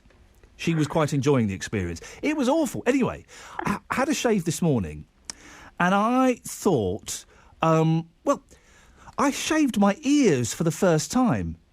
Oof. Sorry? Yes. I wasn't expecting that reaction. I think it hurt. I did it sensitive. I didn't put foam on there or anything, but I got my I just noticed my earlobes were a bit furry. So I shaved my ears, and I kind of shaved a little bit of the inside. And when I go and get my hair cut now, Vanessa, I'm getting my hair cut tomorrow. Vanessa, who does it, I've noticed that she started to pull the back of my shirt down a bit, and kind of she carries on with the clippers a little bit down my back as well. Yes. I have that done when I have my hair cut. I'm female. When I don't need to go to the hairdresser because my hair's naturally curly. Yes. But actually, if I have it cut, she gets the... Have you got a hairy back? No, I've got a hairy back, but she does it so the hair doesn't... Because my hair's curly and, of course, goes up once it's cut shorter. Yes. Then, obviously, the bit's on your neck, so she shaves that off. Oh, Mavis, Vanessa goes way beyond my neck. She goes below the armpit. Mavis, I've got to move on, thank you. If you're a gentleman, I'm sorry, I know it's Saturday morning with the BBC, I'm bringing the tone down. If you're a gentleman, what other parts of your body have you started shaving? Let's keep it above the waist if we can, please. 03453 009956. Right, this is BBC WM 95.6. Let's get the travel news now. Here's Kate Nichols. Thank you. Good morning. Well, we did have problems in Himley earlier on Stourbridge Road, the A449. It was closed for a while at Dudley Road, at the crossroads there, but that has now reopened and recovery work is all complete and it's fully open. In Wensfield, Watery Lane, though, that does remain closed both ways. That's because of an accident between Neachels Lane and Noose Lane, just near to Memorial Park. Police are still at the scene dealing with the situation there, but not causing any delays in the area yet. And in Bordsley, there's some temporary traffic lights on Stratford Road, the A41 at Henley Street. The road subsided in the early hours of Friday morning, so some temporary lights have been put in place there, although not causing any delays. If you can update us, call BBC WM 95.6 Travel on 08453 002288. Hello, I'm Alexander Armstrong. In this year's Sport Relief Games, you can run, swim or cycle to raise money for charity. I'm swimming. I started today by simply washing my hands, just getting used to the water. Tomorrow I'll dance through a sprinkler, or maybe look at a puddle, because successful training means not running before you can walk, or swimming before you can paddle, or cycling before... You get the idea. Absolutely. Whether you run, swim or cycle for the Sport Relief Games, you don't need hours of training. Join the fun and games at bbc.co.uk/sportrelief. I'm enjoying myself this morning. I hope you are. In many ways, it's almost irrelevant because I shall go home a happy old man at lunchtime. This is Iain Lee, BBC WM, here every Saturday morning between 9 and 12. In a minute, we're going to be talking about dementia, but before that, I want to speak to Patricia in Druids Heath. Morning, Patricia. Morning. Are you a left-hander? No. Oh. But my mother was, and my daughter is. Now, let's start with your mother. I'm guessing she was, obviously she was older than you, otherwise that would be impossible. But was she of the era where they tried to stop her using her left hand? I have no idea. Oh. All I know is that she used to knit a lot, and for her to teach me how to knit, I had to watch her in front of her, so I could see her turning how to turn the wool round the needle. Because I couldn't learn how to do it, because if I watched her where she was behind her. So it was kind of like a mirror image then you were getting if you watched, if you sat in front of her. Yes, I was standing the opposite side, so I could see the needle going into the and I learnt to knit very well. That's, of course, how John Lennon and Paul McCartney taught each other guitars. But Paul McCartney being left-handed, John Lennon being, I nearly said normal, I won't. And they would sit opposite each other, and that's how they wrote their songs, because they had a mirror image. But you say your daughter's left-handed? Yes, she's left-handed as well. And a funny idea, her daughter might be as well. Oh, how old's her daughter? 16. 16? Wait, hang on. I thought you were going to say she's like 3 months or something. She's 16 and you don't know if she's left-handed or not? Well, she doesn't live with me. That's my granddaughter. Yes. A funny idea, she is left-handed, but I don't think her mother's found out for sure. There's one definite way of finding out if someone is left-handed or not, Patricia. Yeah. Watch them write. If they hold the pen in their left hand, the odds are they're left-handed. Have you tried that? No. Oh, you should get her to write something. She's probably texting all the time, isn't she? Well, she's always at school when I see it, so I don't see her. They don't live with me. Oh, okay. Okay. But my other daughter, my daughter, the one daughter, is definitely left-handed. She when she worked at an office, she was always left-handed, writing with the left hand. That would be left-handed. Patricia, I came out with something. I made an on-air confession a few minutes ago. You may not or may not have heard it. I've started shaving my ears. Yes, I know. I'm considering buying a nose hair trimmer, one of those sort of electric toothbrush things you shove up your nose. Mm-hmm. Do you think any different of me, Patricia? Do you think less of me, or do you think actually it's quite sexy that I'm very hairy? Sorry? I've got a granddaughter who's very, very hairy. Oh. She hates it. Yeah, I bet. And my one son is hairy. Her father, is very hairy. So I just leave them to it, basically. How old is the hairy granddaughter? 18. Okay, I'm going to ask a question. I may regret asking. Where is she hairy?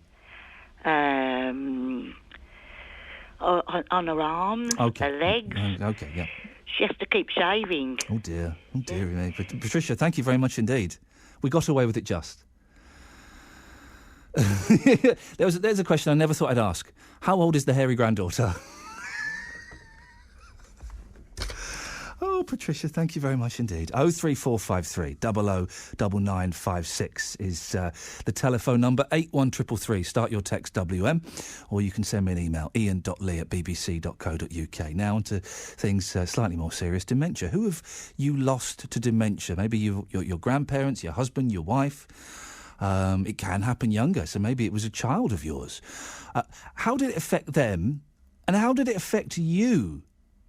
Maybe... And it'd be very brave if you made this phone call. Maybe you've just recently been diagnosed as having dementia yourself. If you want to give us a call, 03453 009956. Actor Timothy West this week says, I'm losing the Prunella scales I love. His wife, the former Fawlty Towers star, is suffering from a sort of Alzheimer's. He says she still has a sense of humour, but the woman he loved doesn't really exist anymore. Or dementia is a disease that robs a person's ability to remember, understand, communicate and reason. I'd love to get your stories on this morning. 03453 009956. Well, just before the show, I had a chat with a fantastic woman, Sharon Faulkner. Her mother was diagnosed with dementia several years ago. We noticed something wasn't right. Getting the diagnosis was very difficult. She was diagnosed, let me think, she passed away in 2008, so she was diagnosed maybe a couple of years before. And how long before the diagnosis had you noticed that things weren't quite right with your mum? What's your mum's name, by the way? Sorry. My mum's name was Anne. Let's call her Anne, sorry. When did you first notice that things weren't quite right with Anne? My mum was a double carer. She was a carer for my brother, who is disabled, and she was also a carer for my dad, who was terminally ill. And so we noticed she was getting forgetful and a little bit confused, but we thought that was stress. And we thought that when my dad eventually passed away, that then she would pick up her life again. And then it became apparent that actually it wasn't just that simple. And what kind of things was she forgetting or getting muddled up over? All sorts of things, really. One of the things that really was very difficult was she was targeted by these scam mail people. Oh, dear. And she was sending out cheques every month up to the tune of about £400 for things like, you have won £50,000, just send me a cheque for £30 and we'll send it to you.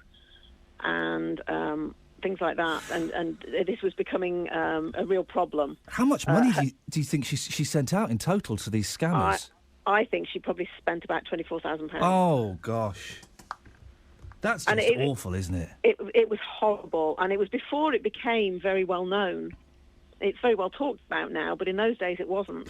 And before she got poorly, do you think that Anne, was the kind of person who would have been savvy to things like this and wouldn't have got involved, or would have at least discussed it with the rest of the family? Yeah, I think this is it. She would have... when the cheques never arrived for £50,000, she'd forgotten she'd already sent the money, and so then she'd do it again. So I think, yes, had she been in her right mind and had her memory, she wouldn't have got taken in by that. But she'd also got very defensive about it. and started to hide things. So it was very difficult for us to sort of do anything. Isn't that interesting? Because my granddad had Alzheimer's, and he would get defensive, and he would get very secretive and hide things as well. Another thing that happened with my granddad, there were moments towards the end, he got very poorly, and towards the end he would have moments of clarity, and he would say to my nan, he'd say, Joan, there's something wrong with me, isn't there? But I can't quite work it out. Did Anne ever have those kind of moments of clarity? No, she was in total denial. If the A word was mentioned, she got really uptight and really upset.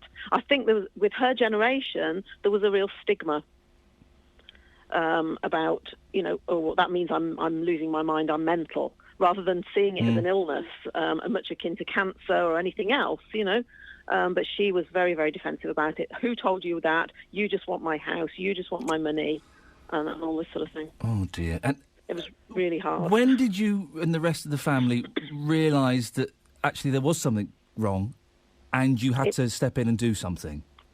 It's interesting you say, when do you step in and do something? Because part of my problem was she's a grown-up.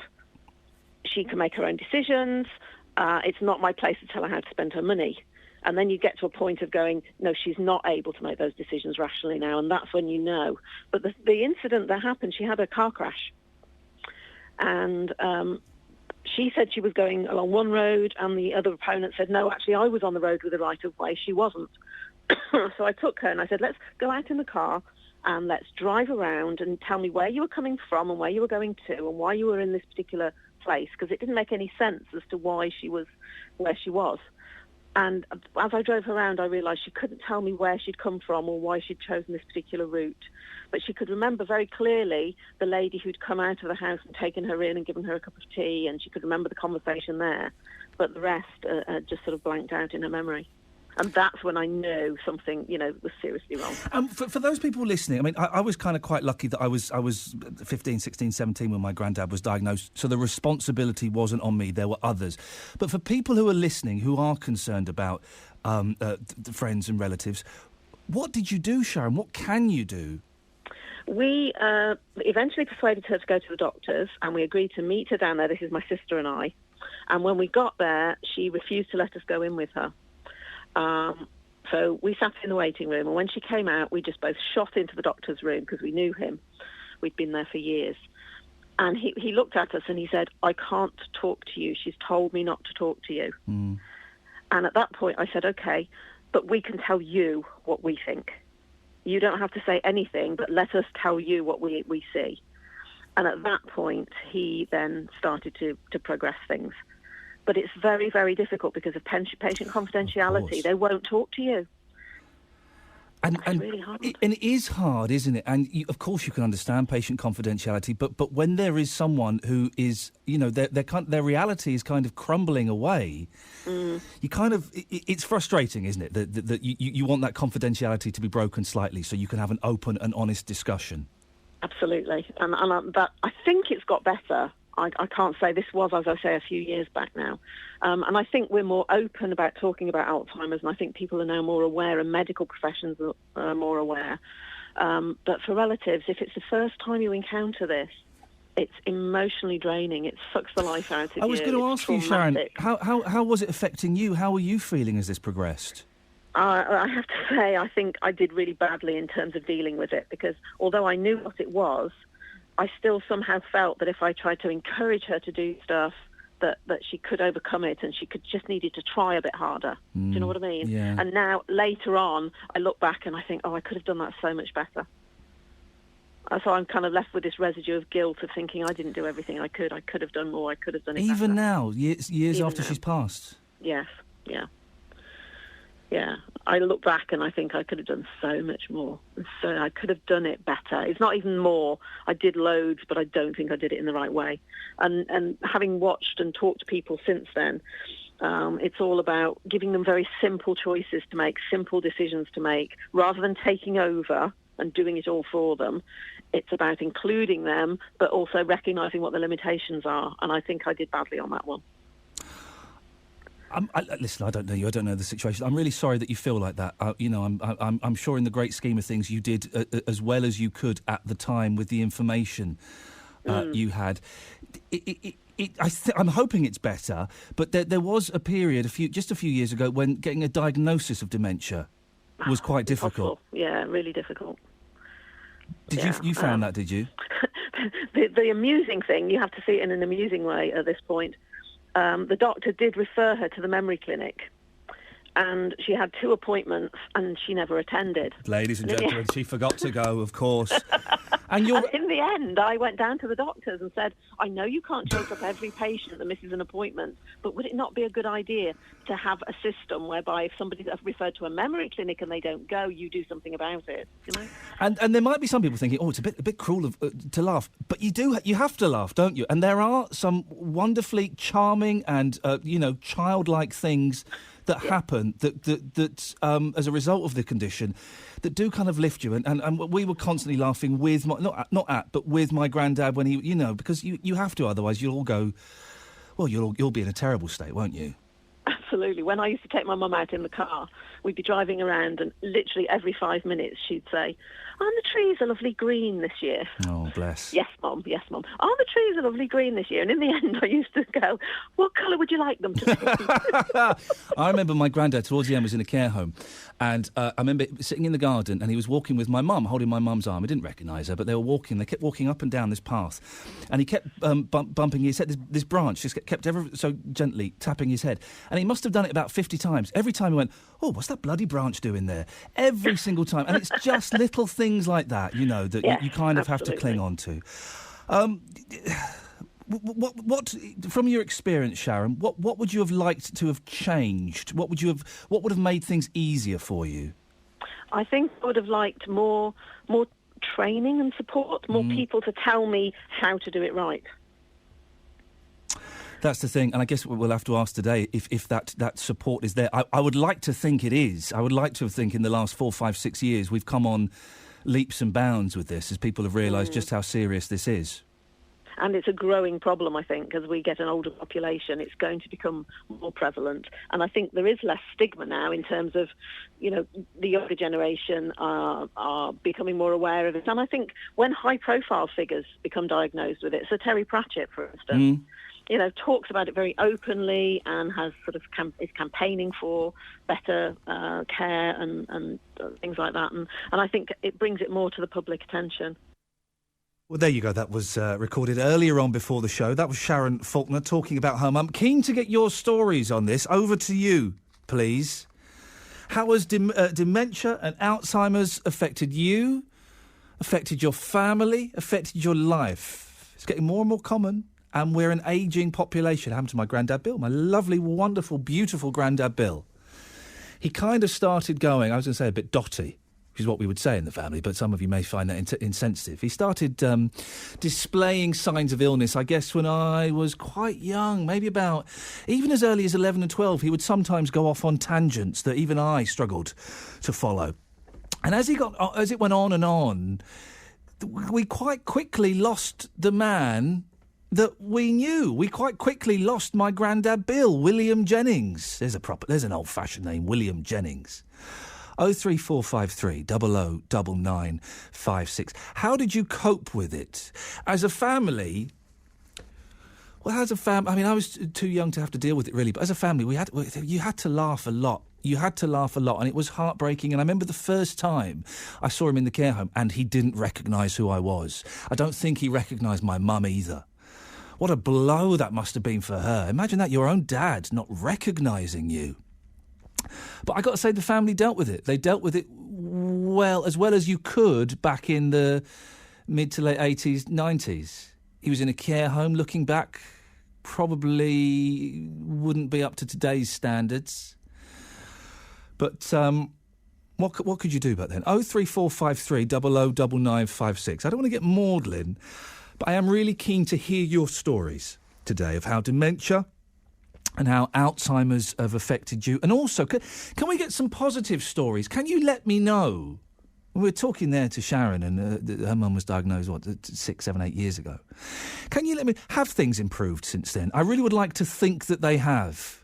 They have to have improved in terms of a diagnosis, in terms of treatment, in terms of care that's available to people suffering from dementia. Your calls on this morning, please. 03453 009956. More goals, more games. This Saturday from 12, hear exclusive FM commentary of the Baggies against Manchester United, followed by the derby, Walsall Wolves, from 3 o'clock. BBC I'll have a latte, 95.6. I'll have a latte, please. You can hear me making my coffee orders live on BBC WM. I'll have a latte, please, Sue. And here's the money. I'm insisting I pay. Look at producer Joe. Just because the bosses are in today.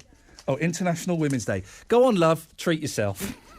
But get yourself some new lippy. Go on. Well, thank you very much indeed. That's very kind. 453 009956. And I do apologise for using the BBC simply to broadcast my drinks orders. It's not quite what your licence fee is going for, but don't worry, there are changes afoot. You won't go to prison if you don't pay it anymore. On the subject, you can give us a call about dementia and Alzheimer's, 03453 009956. On the subject of teachers, it's Mark in Brierley Hill. Morning, Mark. Hello, mate. Mark, what would you... Brierley Hill, I keep saying that. What would you like to say? Well, you've touched on another subject. Yes. But first of all, I was a kid growing up in the late 70s, early 80s at school. Yes. We had some good teachers, and we had some bad teachers. I've had the blackboard rubber thrown at me. Yep. You remember the old mobile huts you used to have? The what? There used to be mobiles. Like makeshift classrooms. Oh, yeah, the porter cabin type things. That's it. Yes. And they used to have a side bit. Yeah. I was chucked in there with the desk and the chair. Oh, blimey. Yeah, us kids have had the run of the mill. Kids of today, none of that. The teachers will be put in jail. And do you think it's better that it's changed? Do you think it's an improvement? Because I certainly had teachers in the 70s and 80s who could only be described as cruel thugs and bullies. Yeah, it has improved, and some of the kids of today have got respect, but it's only a small minority.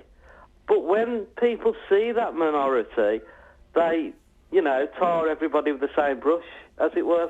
The thing I don't get, Mark, is how it could go so wrong. How a teacher could think it was acceptable, like they've done to this young lad here in the paper, David Hawkes, how they could think it's acceptable to sellotape an A4 piece of paper with a note on it to an 11-year-old autistic boy.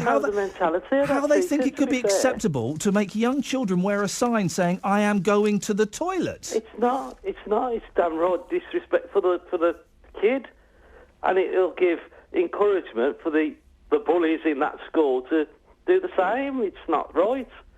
Mark, thank you very much indeed. Millie's in Kingshurst. Morning, Millie. Hello, Ian. Millie, what would you like to say? Sorry? What would you like to say? Oh, it's about school discipline in the 40s. Yeah, go on. I'm going back now to about 45, 46. Yeah. The cane was used quite liberally. And at the time, we thought it was terrible. Yeah.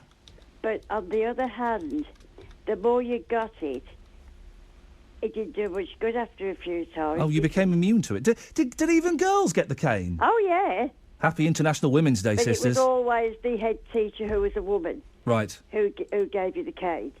Some of the things we did were quite awful, but they wouldn't be classed as that today. Things like being caught round the corner smoking woodbines. Yeah. Things like... Well, they'll be caught vaping now, wouldn't they? Sorry? They'd be caught having an e-cigarette. Or an e... I don't know. Yes. We used to... There were some builders building an extra classroom in the playground, and we were chatting to them, and we got into serious trouble for that. For chatting to builders? Yes. Why? Well, I can see why now. We got the cane and letters sent to our parents.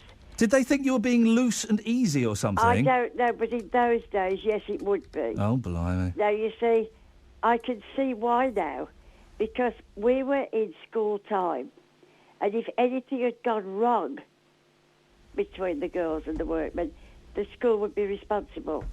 I can see that now. But you're not suggesting for a second, though, Millie, are you, that we bring back caning children? Oh, no, I don't. Because it's cruel, isn't it? You've got a grown-up person, someone who's 6 foot tall, hitting a small person with a stick. That's not good, is it? I can see that is not acceptable. But we used to get it quite often. But it was always a woman who gave it to us. But I can see that is not acceptable these days.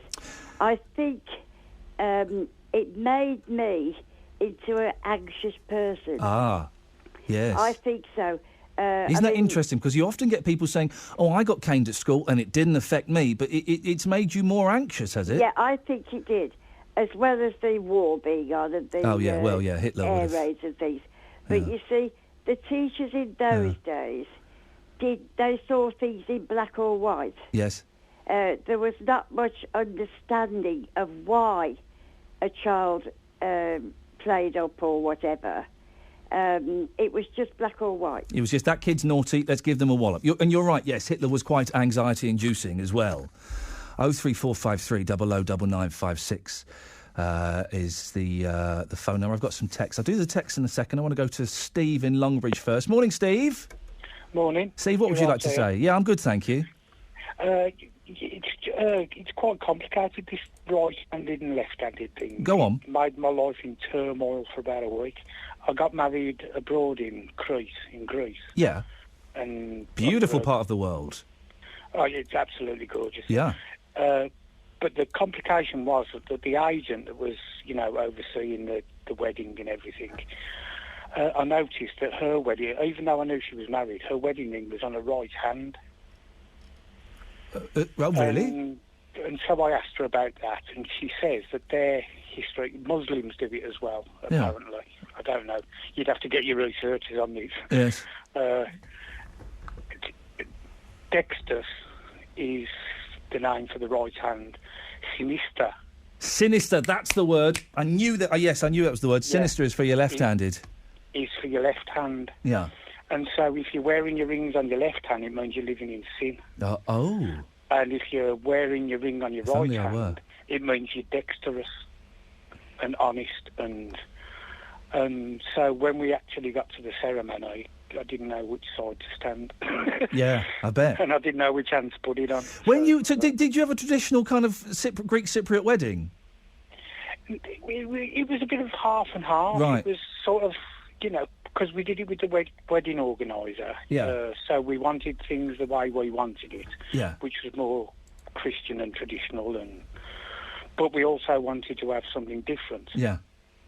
Did you do the thing? Because I married a girl who's half Greek, okay, and I didn't do this, and afterwards I kicked myself. Did you do the thing where, during the dancing and the party, that they pin money to her dress?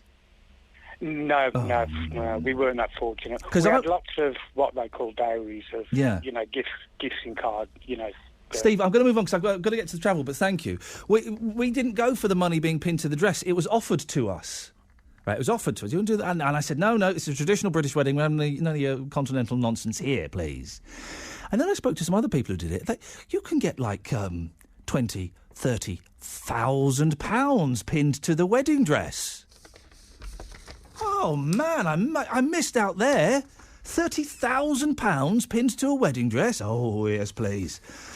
Let's have a look at some of these texts before we go to Kate and get the travel. Oh, on the subject of shaving my ears, Spidey the Postie says, wax, dear Iain, wax. If you shave the hairs in and on your ears, it will grow back thicker and stronger. Oh, no. I'm going to have, like, monkey ears. I would have the ears of a bear. Big, thick, bushy hair. In Ireland, we call a left-handed person a kitog. It means suspicious. Left-handers struggle to use the computer mouse. There we go. We'll have that on the list. We're compiling a list of things that left-handed people struggle to use. Controllers, TV controllers, screws, hairbrush, can opener, checkbook, scissors and mouse. Left-handers struggle to use rulers. He pretends to have a ruler. Why would you struggle to use a ruler? No. Yeah. I don't know if you've noticed, Joe, I'm doing a radio show. Have you noticed? Because it covers up the numbers. Is that what you're saying? OK. You draw your hand across, yes, covers up the numbers. I'm not convinced by that. I think some of these are just showing off. Ian, I'm left-handed. I find it hard to use a potato peeler. No one uses potato peelers anymore. Why have they not invented a machine? You use a knife. Why have they not invented a machine where you put a potato in and it comes out peeled?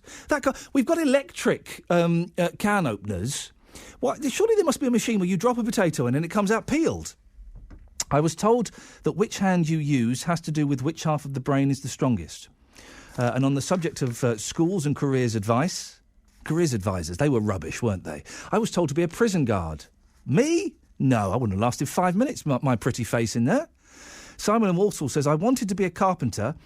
My careers advisor told me to forget that and go into a factory. I've been a chippy now for nearly 30 years. Pensnet, Rugeley, Redditch, Rowley Regis. Have your say across the West Midlands. BBC WM 95.6. What you're listening to, it's 10:45. So let's get the latest travel news now. Here's Kate Nichols. Thank you. Well, in Bawdsley, the A41 Stratford Road, got those temporary lights there at Henley Street in the roadworks area. So the roads actually subsided in the early hours of yesterday morning, so some temporary lights have been put in place there and could be there for some time. And no change in Wensfield, Watery Lane, that remains closed both ways because of an accident between Neachels Lane and Noose Lane. Now, recovery work is taking place and police are still there at the scene, but hopefully it will all be open very soon. It's just near Memorial Park where the accidents happened, although not causing any delays at the moment. And of course, it's football at the Hawthorns a little bit later on, kick-off at 12:45. So delays are expected around Junction 1 of the M5 and the Birmingham Road as well, the A41. It also means that Halfords Lane is closed to traffic from around 11 o'clock this morning until 3:45 this afternoon. And one lane's closed on the Birmingham Road as well from around 11:45 and after the match. It also means that parking restrictions are in place. If you can update us, call BBC WM 95.6 Travel on 08453 002288. Mornings with Adrian Goldberg. Your reaction to the sell-off of the NEC Group by Birmingham City Council. Top actor Ian McDermott. And do immigrants really take British workers' jobs? The West Midlands' biggest phone-in. I think it's really, really sad. Due to the incompetence, we have to lose these wonderful places. I've got a 19-year-old son. Took me 2 days to find him a job. There's work out there if you want it. I did mention Star Wars, and you raised your eyebrows. Oh, come on, Ian. I have to raise my eyebrows, yes. I used to have to raise my eyebrows to get the makeup on. Adrian Goldberg. Monday to Friday. 9 till 12. On BBC WM 95.6. He's good, Adrian.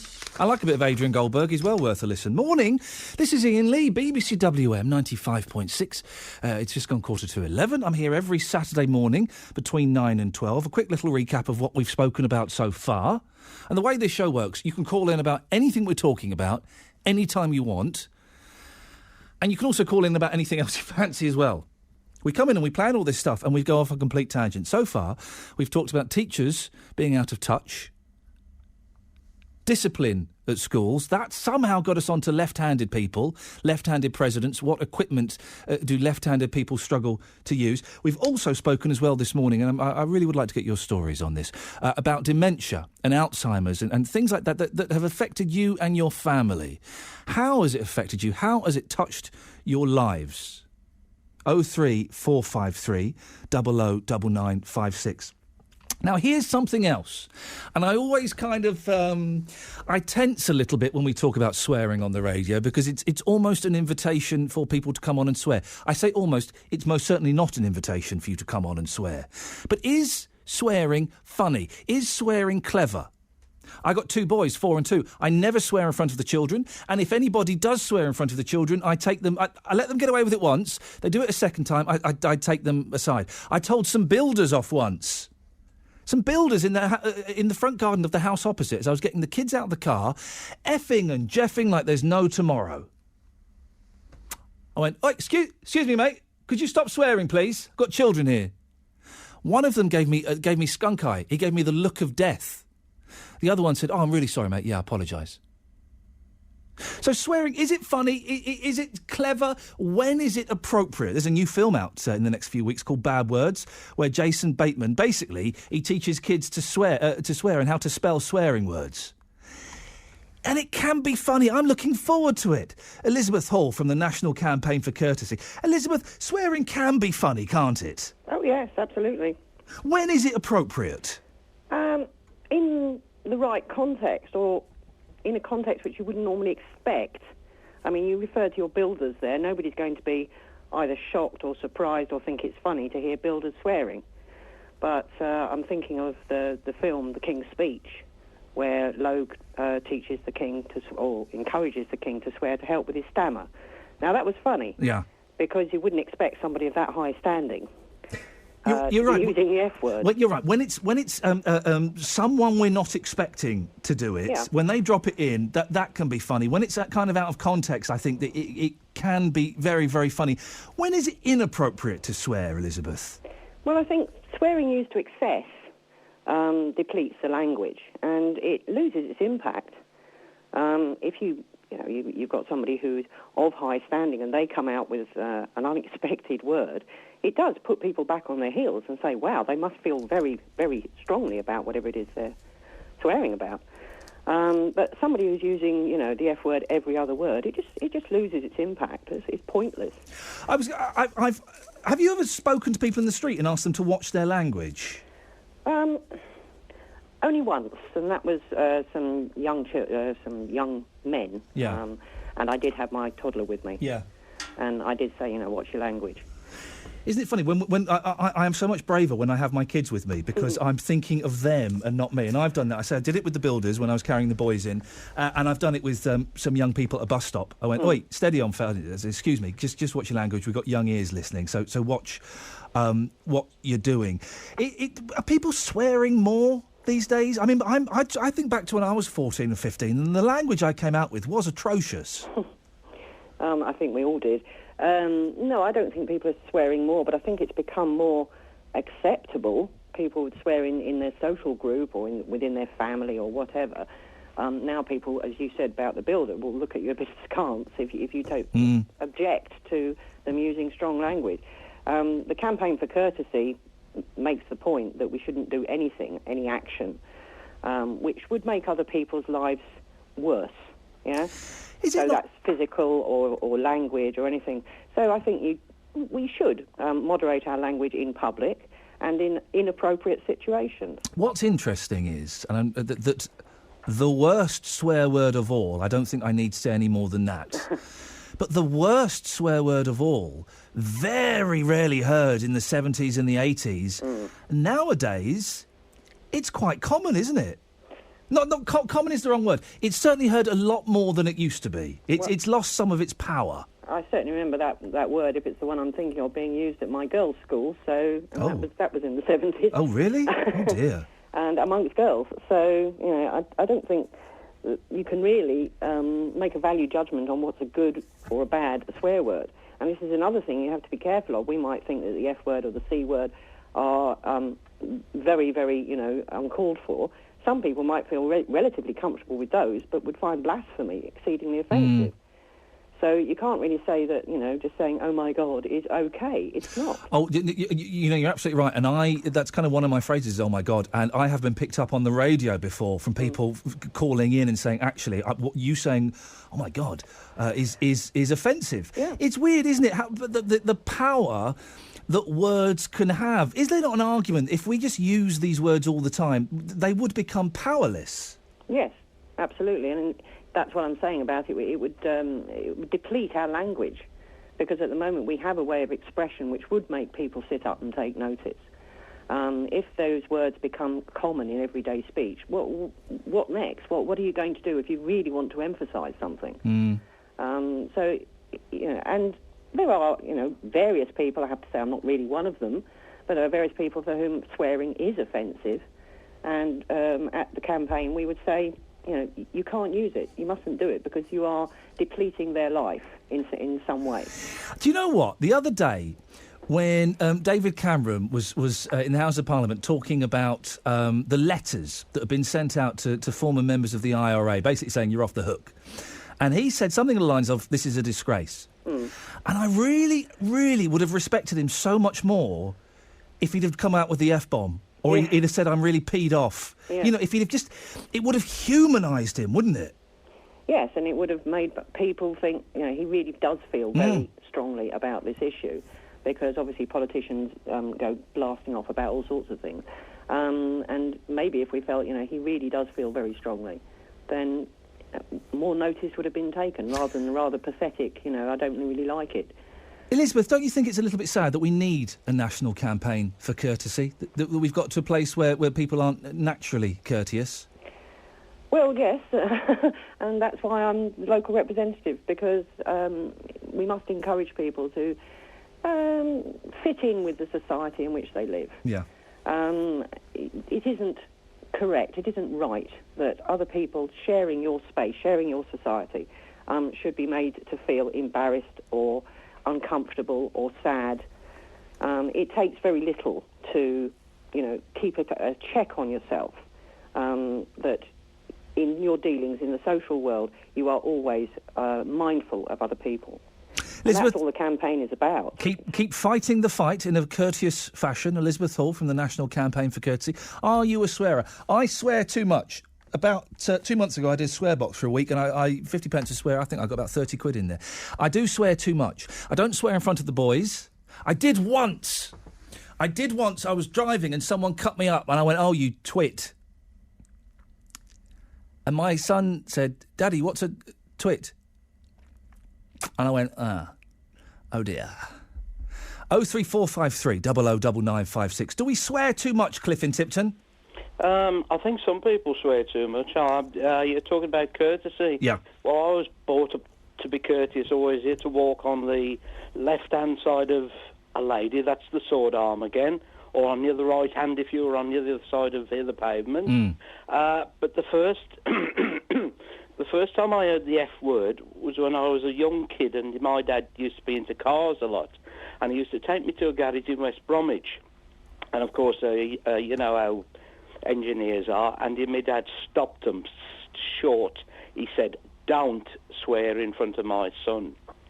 But I think that some people do have a tendency, it's maybe not every other word, but their sentences are littered with the F and the C word and sometimes it's funny. Wouldn't it be funny? Wouldn't it be hysterically funny if during the Queen's speech at Christmas she dropped an F-bomb in there?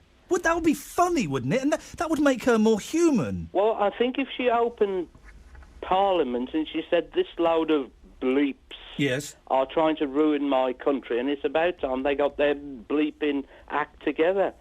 Can I tell you a little story about one of my gaffers? Yeah, go on, Glenn. She was brought up in a very sheltered environment. Yeah. She never swore, her mother never swore. She had quite a large family, and one hot afternoon the ice cream van came round, and they all said, "Oh, Mum, go and get us a 99. So she went to the other van, and instead of 99, where's this going? She turned one of the figures upside down. Oh, yes, okay. And she said, "Can I have 6, blah, blah, blah?" Yes. And the ice cream man said, "Madam," he says, "you don't want those." She said, OK, I think we get the point, Cliff. I think we get the point. Oh, dear. Thank you, Cliff. We're only moving on so that I still have a job here next week. 03453 009956. Wouldn't you think more of David Cameron if he swore? Or if Ed Miliband was challenging David Cameron at PMQs? And he went, "You're and I'm going to send something. "You're flipping lying. That's flipping nonsense." Wouldn't you think more of them? Would that get your vote? It would get my vote. It would get my vote if Ed Miliband went, "You're a flipping idiot, David Cameron."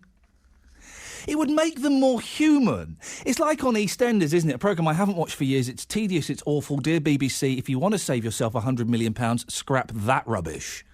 OK, yeah, BBC Three's going, that's probably a good idea. But EastEnders, get rid of it. But it's set in the East End of London. Most of the time they're in a pub in the East End of London or in a garage in the East End of London. And there's no swearing. They don't talk like EastEnders at all. You want realism? Then you should be dropping some bombs all over the place. 03453 009956. Your views on swearing. I'm kind of for it. In controlled environments. Certainly don't think it should be done on daytime radio. Although, if you're a play on Radio 4, some of the language at 2:00 in the afternoon. I mean, like really big words are being used. I'm not sure. What are your thoughts on swearing? When is it acceptable? When is it completely out of order? And Doesn't it humanise people? Wouldn't you think more of your politicians or the Queen if they threw in a few naughty words every now and then? 03453 009956 is the phone number. We'll take your calls after we get a little bit of news, shall we?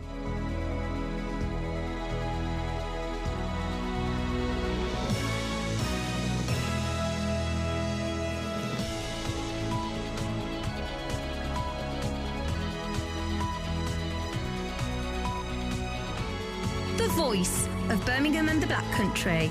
BBC WM 95.6. Right, it's 11 o'clock. Let's get the news and sport now. Here's Nicole Pullman. The Malaysian Transport Minister says no wreckage from a missing Malaysia Airways flight has yet been found, and reports from Vietnam that the plane had crashed off its coast have not been confirmed. The plane went missing on a flight from Kuala Lumpur to Beijing, losing communication and radar contact 2 hours into its journey. Nearly 240 people are on board. The Director General of the Association of Asia-Pacific Airlines is Andrew Herdman. It is indeed a mystery. Obviously, contact was lost with the aircraft, and at this stage, the search and rescue operations are being mobilised from different countries, but there's no evidence so far as to what happened to this aircraft. Relatives of the 21 people killed in the 1974 Birmingham pub bombings will be protesting outside Downing Street this weekend. It's over the so-called amnesty letters, which recently became public knowledge after the collapse of the Hyde Park bombing trial. The government admitted that as many as 200 former IRA suspects were told they wouldn't be prosecuted for past crimes as part of the Good Friday Agreement. Brian Hambleton's sister Maxine was killed in the Birmingham pub bombings. Well, the first thing I thought about was the West Midlands Police. I mean, they have the names of the real bombers, the same as ourselves, and it immediately crossed my mind that the names that they have in their files, they could have these letters of attachment to their names, which would cause the question, well, if they've got these letters against their name, why have they? A 13-year-old girl missing from her home in the West Midlands for 4 days has been found. Alicia Buchanan disappeared last Monday from the place she was staying at in Wolverhampton. Police say she was found at an address in Nechells in Birmingham last night, and she's safe and well. Sport and today's live football on BBC WM begins at the Hawthorns with West Bromwich Albion at home to Manchester United. The Baggies are only 1 point above the Premier League relegation zone. Kick-off at the Hawthorns is at 12:45 and will have exclusive FM coverage from midday. Albion haven't won any of their first 6 games under the new head coach Pepe Mel, but he says there's nothing unusual about a few teething problems following a change of management. Bueno, pero es normal. Antes hablaba de David Moyes que necesita. Yes, I think that it's perfectly normal. I spoke previously about the situation with David Moyes, who has been in the Premier League all of his life. And I think it's normal for me with new players here in a new country. But I think the most important thing is that everything in the end works out well.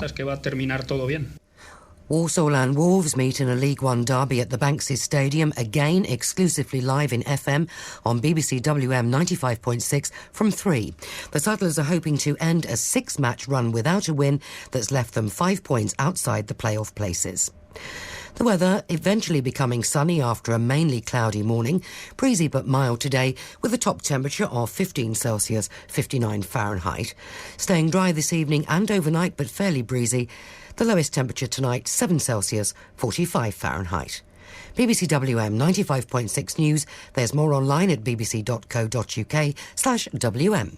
The Voice. The Voice. The Voice. The voice of Birmingham and the Black Country. They have kids and they want somebody else to keep them. Social services shouldn't exist. I know quite a few people that have had pay cuts in their wages just to hang on to their job. Iain Lee, Saturdays 9 till 12. BBC WM 95.6. Thank you, Nicole. And boy, oh boy, you should hear her upstairs in the office. We're talking about swearing. Wowzers. Lots to talk about in the last hour of the show. We've talked about teachers. We've talked about discipline. We've talked about dementia. Swearing. Is swearing ever acceptable? I personally think in the right environment, it's funny. It can be very funny. It can be very, very clever. Very powerful. I want to hear our politicians swearing. I want to hear David Cameron tell us how peed off he is with things. I want Ed Miliband to tell David Cameron he's a flipping liar. 03453 009956. And also, in this hour, I wanted to... Something happened to me in my car last week here in the mailbox, and Well, I'll tell you what in a second. If you want to get in touch, iain.lee@bbc.co.uk. 81333 is the text number. You can start your texts WM, please. The best way to get in touch, and we've got 2 lines free now, is to give me a call. 03453 009956. Have your say. Across the West Midlands, call 03453 009956. BBC WM 95.6. This is just kind of one of those moral dilemma things. This happened to me last week in the mailbox, and I didn't feel comfortable, which is where the BBC WM 95.6 is based. Huge car park. I'm driving in my little Polo. I know, very showbiz. I'm driving in my little Polo, and there's a parking space. Beautiful. I'll have that. And I turned to go into the parking space, and I didn't turn as much as I should have done. I dinged a car. It almost made that noise. Not quite, but it made that noise. And oh man, my heart sunk in... No, hang on, my heart went into my throat and my stomach... Anyway, I felt very, very uncomfortable. I felt awful, flushed bright red.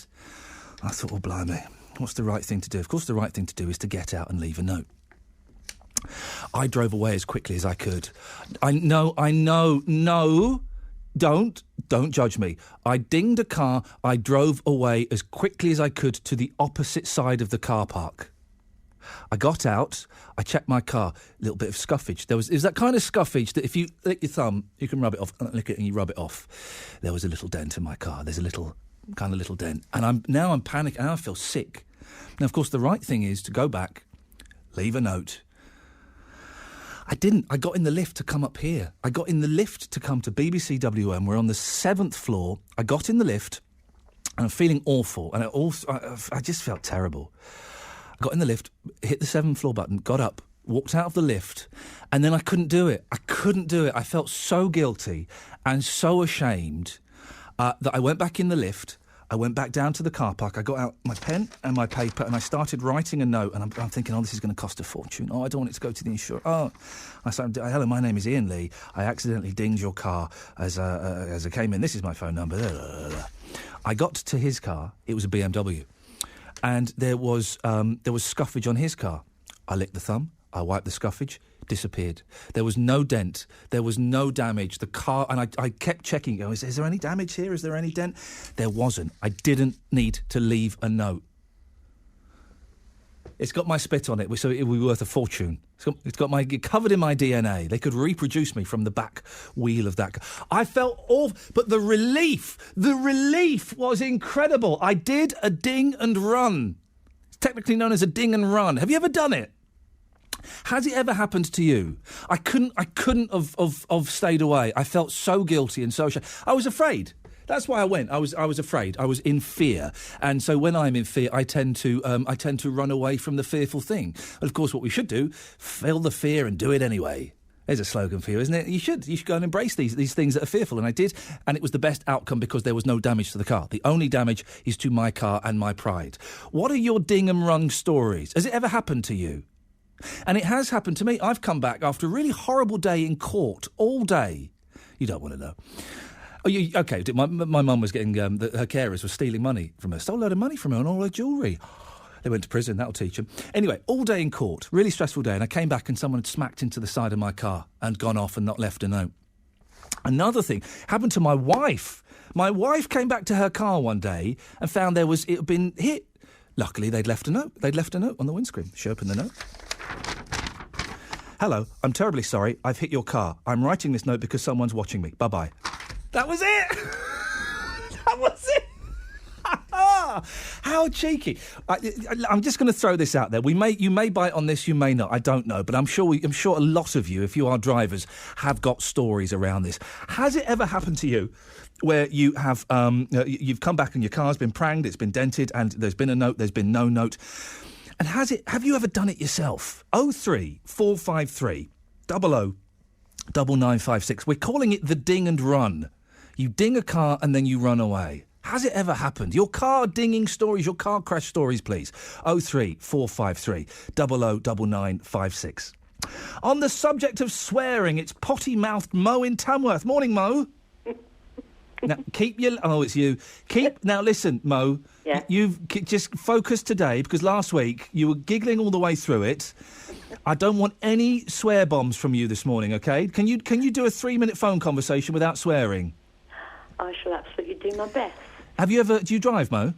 Not anymore, no. Why? I've never been... I had an accident in my arm many years ago and lost a lot of strength in it. Oh, dear. It's fine, I can use it. You can't see there's anything wrong with it. But there is a loss of strength. Yeah. But, Iain... Yes, Mo.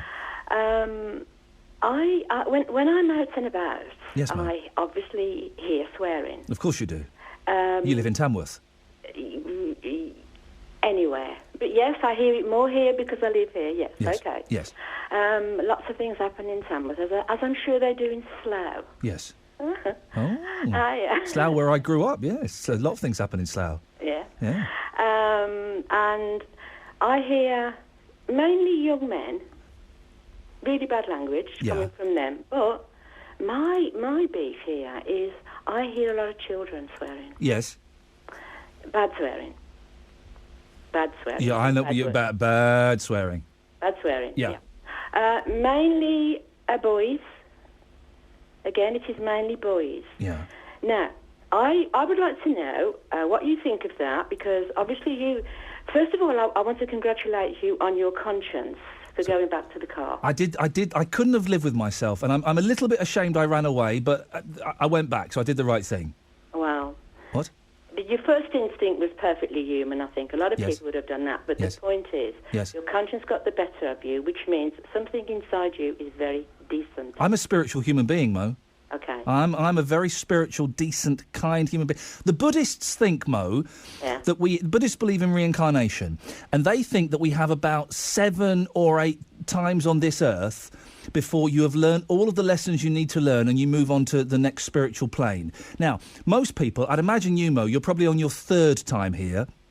My production team possibly on their 2nd time. I think this is my 7th, maybe even my 8th incarnation. I think this is the last time I'm going to be on this planet. Why do you think this is my 3rd?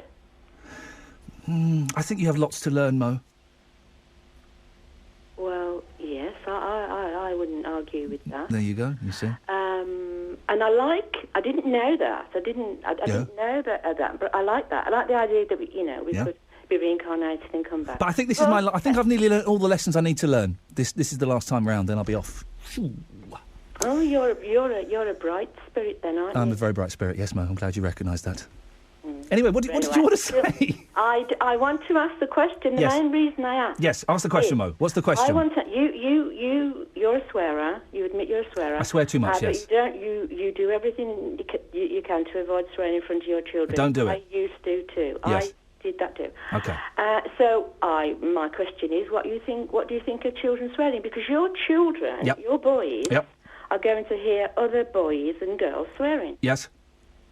So at some point, because they'll hear that a lot, they may come to think it's okay. Of course they will. And they will do it. I think that children swearing, honestly, I think it's fine. I know, I tell you why I think it's fine, and I will qualify this, because the first knee-jerk reaction from people who don't pay attention to me will think I'm a slack parent. Not at all. I think it's fine because children need to experiment with language. They need to learn language, they need to experiment with it, they need to learn the power of some words and how some sentences can be made more powerful by certain words.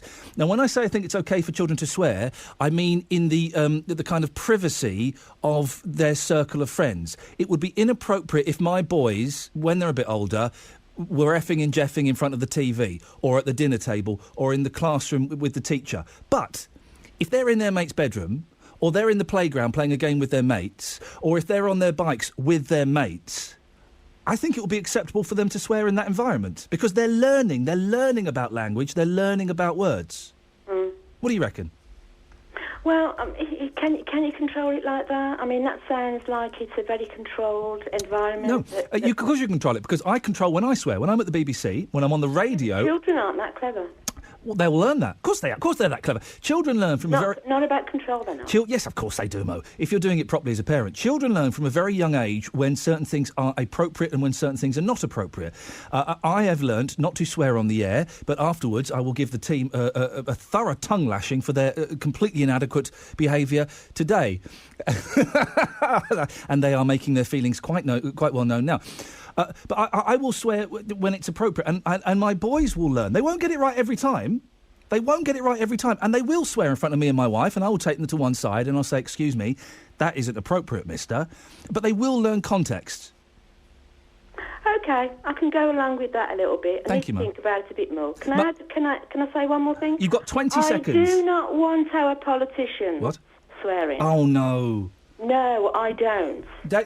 Wouldn't you think that they were more in touch with the common man and woman if David Cameron... No, I don't want them in touch with the common man. I'll tell you what I want them in touch with. Go on. I like a person who can have his or her say with vehemence, with emotion, and not swear. That I admire.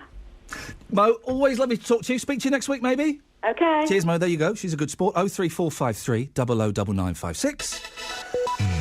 Right, BBC WM 95.6. Let's get the travel news now. Here's Kate Nichols. Thank you. Well, no change in Wensfield. Watery Lane remains closed both ways. That's because of an accident between Leachells Lane and Noose Lane. Now, recovery work is still ongoing there. It happened just near Memorial Park early this morning, and police are still there at the scene, but not causing any delays at the moment, though, so that's good news. In Bawdsley, the A41 Stratford Road, there's still some temporary lights at Henley Street while roadworks continue. And, of course, watch out for delays because of football at the Hawthorns later on. Kick-off is at 12:45. Watch out for extra traffic around Junction 1 of the M5 and, of course, the Birmingham Road, the A41. The one lane is closed on the Birmingham Road from around 11:45 this morning and also after the match, and Halfords Lane is now closed off as well. But if you can update us, call BBC WM 95.6 Travel on 08453 002288.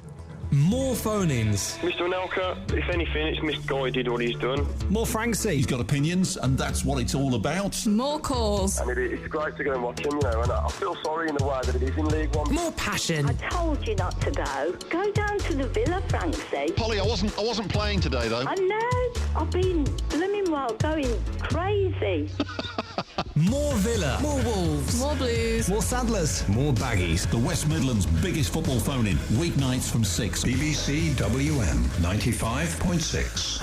And suddenly where are we now? 16, 17 minutes past 11. My weekend starts in about 40 minutes. Isn't that fun? Isn't that exciting? I'm getting a haircut tomorrow. I feel a bit posh getting a haircut on a Sunday. Feels very luxurious and decadent. I've been told it's bad luck to get a haircut on a Sunday. Pa and tish. I don't believe in any of this superstitious nonsense. In fact, I may go home and kick some mirrors. Just for the sheer heck of it. Because we all know that stuff's nonsense. Barry. Morning, Barry. Barry? Barry's gone. We'll try and get Barry back. Let's go to Marie. Good morning, Marie. Morning. You don't buy into this nonsense. It's bad luck to get your hair cut on a Sunday, do you? No. Of course, a load of old guff. Load of old guff. I'm going to have a lovely haircut. I'm going to see the fantastic Vanessa, and she's going to make me look young and beautiful again. Oh, send it to me. Oh, yeah, I know. Tell me about it. Marie, what would you like to say? You're talking about pranking vehicles. Oh, yes. I did a ding and run. I hit a car and I ran away. I went back. There was no damage, it turns out. But, yeah, it's a scary moment, isn't it? Well, I'm talking about my mother, actually, to my shame. Years ago, we went to watch them demolish the flats at Eville. People will probably remember it. Yeah. She got my auntie and some of my kids in her car, and we were behind with the rest of the children. Yeah. And when the flats came down, it was like Chernobyl. The dust cloud was tremendous, so people started panicking and running for their cars. Chernobyl, famous for its dust cloud, yes, of course, yeah. And people watched in horror, including us, as she reversed and went forward about 3 or 4 times into the car in front and behind her in a panic to get away. Oh, really? And then sped off. So hang on, she was trying to get out of a tight gap, so she just kept banging the cars in front and behind? Yeah, backwards and forwards to get out because of the dust cloud. And my oldest son, who was about 7, said, "That's Nanny." And all I said was, "Shut up, you don't even know who it is." Then we followed her back to her house, and she totally denies it to this day. Even though you saw it? We saw her. We all saw her. What a cheeky little so-and-so. So did she think it was like a nuclear bomb or something going off? Well, she's asthmatic, so I think she panicked about the dust. You should laugh at that. Very, very naughty. And it was funny. Was there any damage done to these other cars? Well, I don't know about the other cars, but my husband had to do the repairs on her car because it was damaged front and back. Marie, thank you. What a brilliant story. Thank you very much. I tell you something, there's no sound quite like a car crash if you're in a car. A full-on crash. Hopefully you won't have been in the car, and you never will be when it's involved in a car crash. But if you are, the sound is just incredible, isn't it? Absolutely incredible. 03453 009956. Your ding and run stories when you've hit a car and you've scarpered. Now, this is an interesting story. I'm of an age, right? I remember, he'll be dead now, so I can mention his name. I remember being a youngster and going to see Dr. Mason. And Mo's been doing some research on me. Yes, I grew up in Slough. Dr. Mason on the Britwell estate in Slough. And I am sure I remember him having a fag when I was there. I'm sure I remembered my doctor puffing away on a fag when I was there at the age of 6. Now, obviously, they can't do that now. But should health workers lead by example when it comes to other things like obesity? Keen to get your thoughts on this. 03453 009956. Earlier this week, the Chief Medical Officer for England said a tax on sugar could be the only way to curb the rise in obesity levels in the future. Well, a recent survey in Nursing Times found that 48% of nurses think they're overweight, and most say shift work gets in the way of healthy eating. Well, what do you think? When you see a big doctor, a larger nurse, and they're giving you health advice, it's kind of hard to take it in, isn't it? Because I've had it, and you're thinking, hang on a minute, you're telling me how to live my life. Look at the size of you. 03453 009956. I'm joined now by Susanna Gilbert, who is the founder of the obesity support group Big Matters. Good morning, Susanna. Good morning. It's hard, isn't it, to take medical advice from someone who themselves is obese? It's one of those unusual things, isn't it? Because in an ideal world, everybody, all the medical people in the medical profession would be fit, healthy, active, not drinking, not smoking. And in fact, maybe the MPs who are saying that we should be doing all these rules would be in a similar situation. But the reality is, as you say, when you were younger, they were smoking. And yes, weight is a visual thing, isn't it? You go to see somebody, you'll see a doctor, you'll see a nurse, and your instant judgment is based on the way they look. However, they could look slim and fit, but they could be a heavy drinker or a smoker, and you wouldn't be aware of that. So you could easily have a doctor who's giving you advice on giving up smoking, and he secretly smokes 40 a day. Yeah, he's off to have a little puff out the back. Of course you can, but with obesity being kind of the issue at the moment, sugar is the big thing, isn't it? That we're all supposed to, especially sugar in drinks. Sugar in drinks, we're supposed to. Drinks is a nightmare. We're supposed to be cutting out. And when you do see a doctor or a nurse who is overweight, it doesn't give the right image, does it? The right message. I think that people don't necessarily take that as a judgment. They'll look at somebody and go, well, you're not giving me the right message. I think the big underestimation is that everybody thinks that people who are overweight are always happy with being overweight. Most people are battling with their weight. Yeah. If they are overweight, they do want to lose weight. And that can be if it's a couple of stone or it can be if it's 10 stone. People are aware of they've got weight issues and they're trying to deal with it. But unfortunately, there is no quick fix to it. We live in a society that is so full of fast food options, and as you were saying, people on shift work, it's often, going either to a canteen or to a machine to get some food, and it's difficult because it is a lifestyle that has happened and creeped up on us all, and everybody's now desperately trying to lose that weight, and there isn't a quick fix. Susanna, is it difficult, or is it just a case of, getting off the bus 2 stops early and making yourself, a healthy packed lunch? It's a lot more than that. Because you've got to address your overall calories over the day. Compared to 40 years ago, we live a far less active life. I mean, all of us are using cars to work or tubes or whatever. We're not, and even when we're children, you're not as active as we were when we were kids. You didn't have an option of getting anywhere. You either cycled there, walked there, or, it was just an active life, and that has changed. So it's got to be a huge combination of things, and the combination of getting down your overall calories.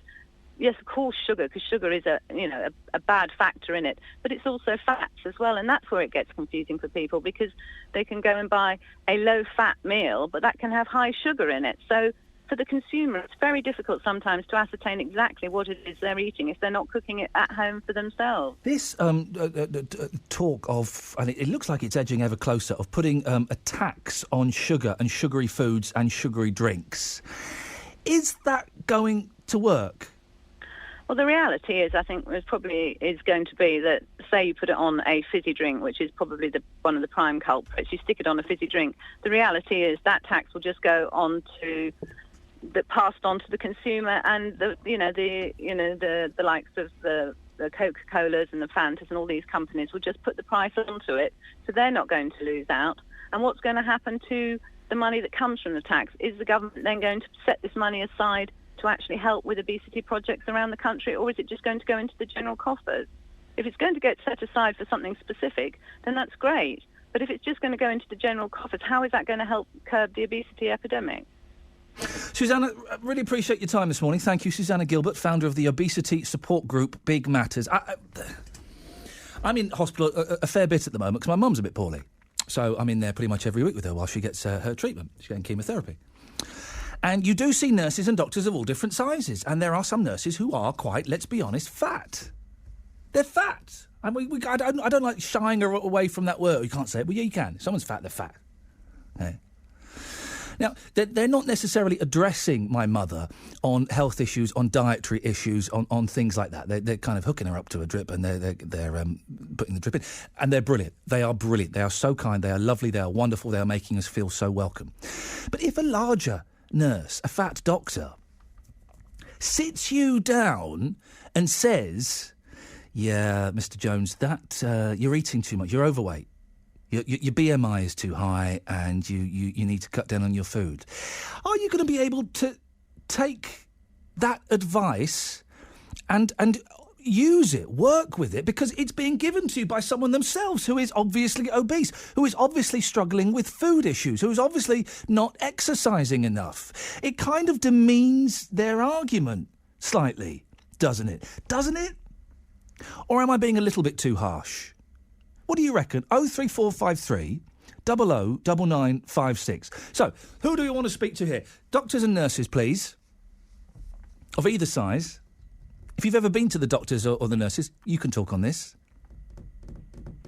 I want fat people to call in. I need obese people to call in. I need large people to call in on this, to explain how they would feel if a larger doctor, a larger person from the medical group gave them advice. And also, Susanna, they were saying it's not just as easy as walking a little bit more and making yourself a healthy lunch. Well, tell me why it's not so easy. Tell me why it's so difficult to lose weight. I'm so lucky. All of my life I've been really skinny. When it's about early 30s, I started to get a little bit bigger. I'm bigger than I was in my 20s, which is great because I was too thin. Turning 40 last year, I'm actually getting a bit of a belly. I don't like the look of me naked in the mirror. There's an image for you, isn't it? So I'm aware that I kind of need to just keep an eye on what I'm eating and how much I'm doing. How difficult is it for you to lose weight, really? 03453 009956. More goals, more games. This Saturday from 12, hear exclusive FM commentary of the Baggies against Manchester United, followed by the derby, Walsall Wolves, from 3 o'clock. BBC WM 95.6. 03453 009956 is the telephone number if you want to give us a call. I think I spoke to Marie, didn't I? I think I've spoken to Marie. Yes, let's go to Mick. Morning, Mick. Morning, how are you? Yeah, I'm good, thank you, Mick. Good, very good. Left-handed and right-handed. Oh yeah, go on. My father was left-handed or right-handed. Yes. And it made no difference. Whichever was nearest, he would pick it up. He'd write with his right hand and left hand, but he'd write right-handed and left-handed at the same time. Oh, yes. He could do the two together. And well, he could, hang on, he could write two letters simultaneously. Yeah, he'd write. And could he write the same? Did he have to write the same words, or could he write different words? Well, I don't know about that, but they told me he could write his name left-handed or right-handed at the same time. Wowzers! And he was a sheet metal worker. Yeah. And I'm going back, say, 80 years now, 60, 80 years. There was left-handed and right-handed tools, and whichever one was nearest, he just picked up and used it, because if you pick a left-handed one up and you're right-handed, you can't bloody use it. Excuse me, you can't blooming use it. There we go, you see. But hang on a minute. So what? I don't understand how a left-handed screwdriver or a left-handed hammer would be different. I don't say those, but in sheet metal work, you get gilbows, which are cutters. Okay, so like metal scissors. Yeah, metal scissors, yeah. Yeah. Them are left-handed or right-handed. But if you're one or the other, you can't. You have a heck of a job of using the other one. Yeah. And as I said, but he could write. I mean, they told me people that have worked with him, they used to watch him and look at him because they couldn't believe what they were seeing. He'd just pick the one up and pick the other up and use them at the same time. And I found it very, very funny when he used to correct me. He used to stand on the one side of him so he couldn't hit you, but it never made any difference to him. He'd either hit you or left-handed or right-handed. I'm intrigued by this. I appreciate your call. Thank you very much indeed. I'm intrigued by this. He could write two things at the same time. Oh, that's a skill. That's what we should be teaching kids.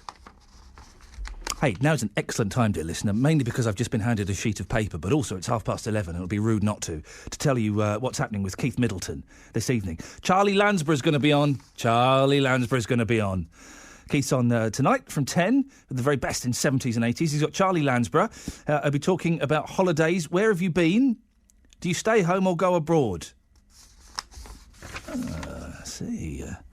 And what's so good about skiing? I don't get skiing. I've got no intention of ever going skiing in my life. Why would you want to go skiing? Really? I mean, seriously. All I ever hear from people who've gone skiing is that they've broken their legs. Oh, yeah, I broke my leg in Switzerland. I broke my arm in the Verdelys. The Winter Olympics has not inspired me in the slightest. I like a bit of bobsleigh. I like watching a bit of bobsleigh. I don't want to do it. I don't get skiing. Well, exactly. I mean, yes, if recent events with Mr. Schumacher haven't put you off skiing, then I don't know what would do. What would? So, it's Keith tonight from 10 till 1 this Saturday, and you can give him a call and tell him your stories, please. Mike's in Burton. Morning, Mike. Hello, morning, mate. What would you like to say? I'm actually at the Asda at Minworth, but never mind. Well, Mike, are you a fan of skiing? No. It's ridiculous. No, we head for the heat, for the sun. Yeah. Get out of this place. I don't want to go anywhere that's cold. You make an excellent point. Why would you pay good money to go somewhere where it's freezing cold? Yes, well enough here. We've got to escape the horrible weather here. Exactly. Anyway, Mike, what have you called in about? You've covered some good stuff this morning. My you sound surprised, Michael. No. My grandmother always, she's a late grandmother, always called people who are left-handed cack-handed. Yes. I think we can say cack-handed on the BBC in 2014. I have a choice sometimes at work when I'm fitting of who I pick when I need another pair of hands. Oh, yeah. I tend to pick the one guy who's left-handed because we get into situations where I'm extremely right-handed, where I get in a mess, and he can get in there and do the boss. What do you mean by you're extremely right-handed? I am useless with my left hand. Yeah. It's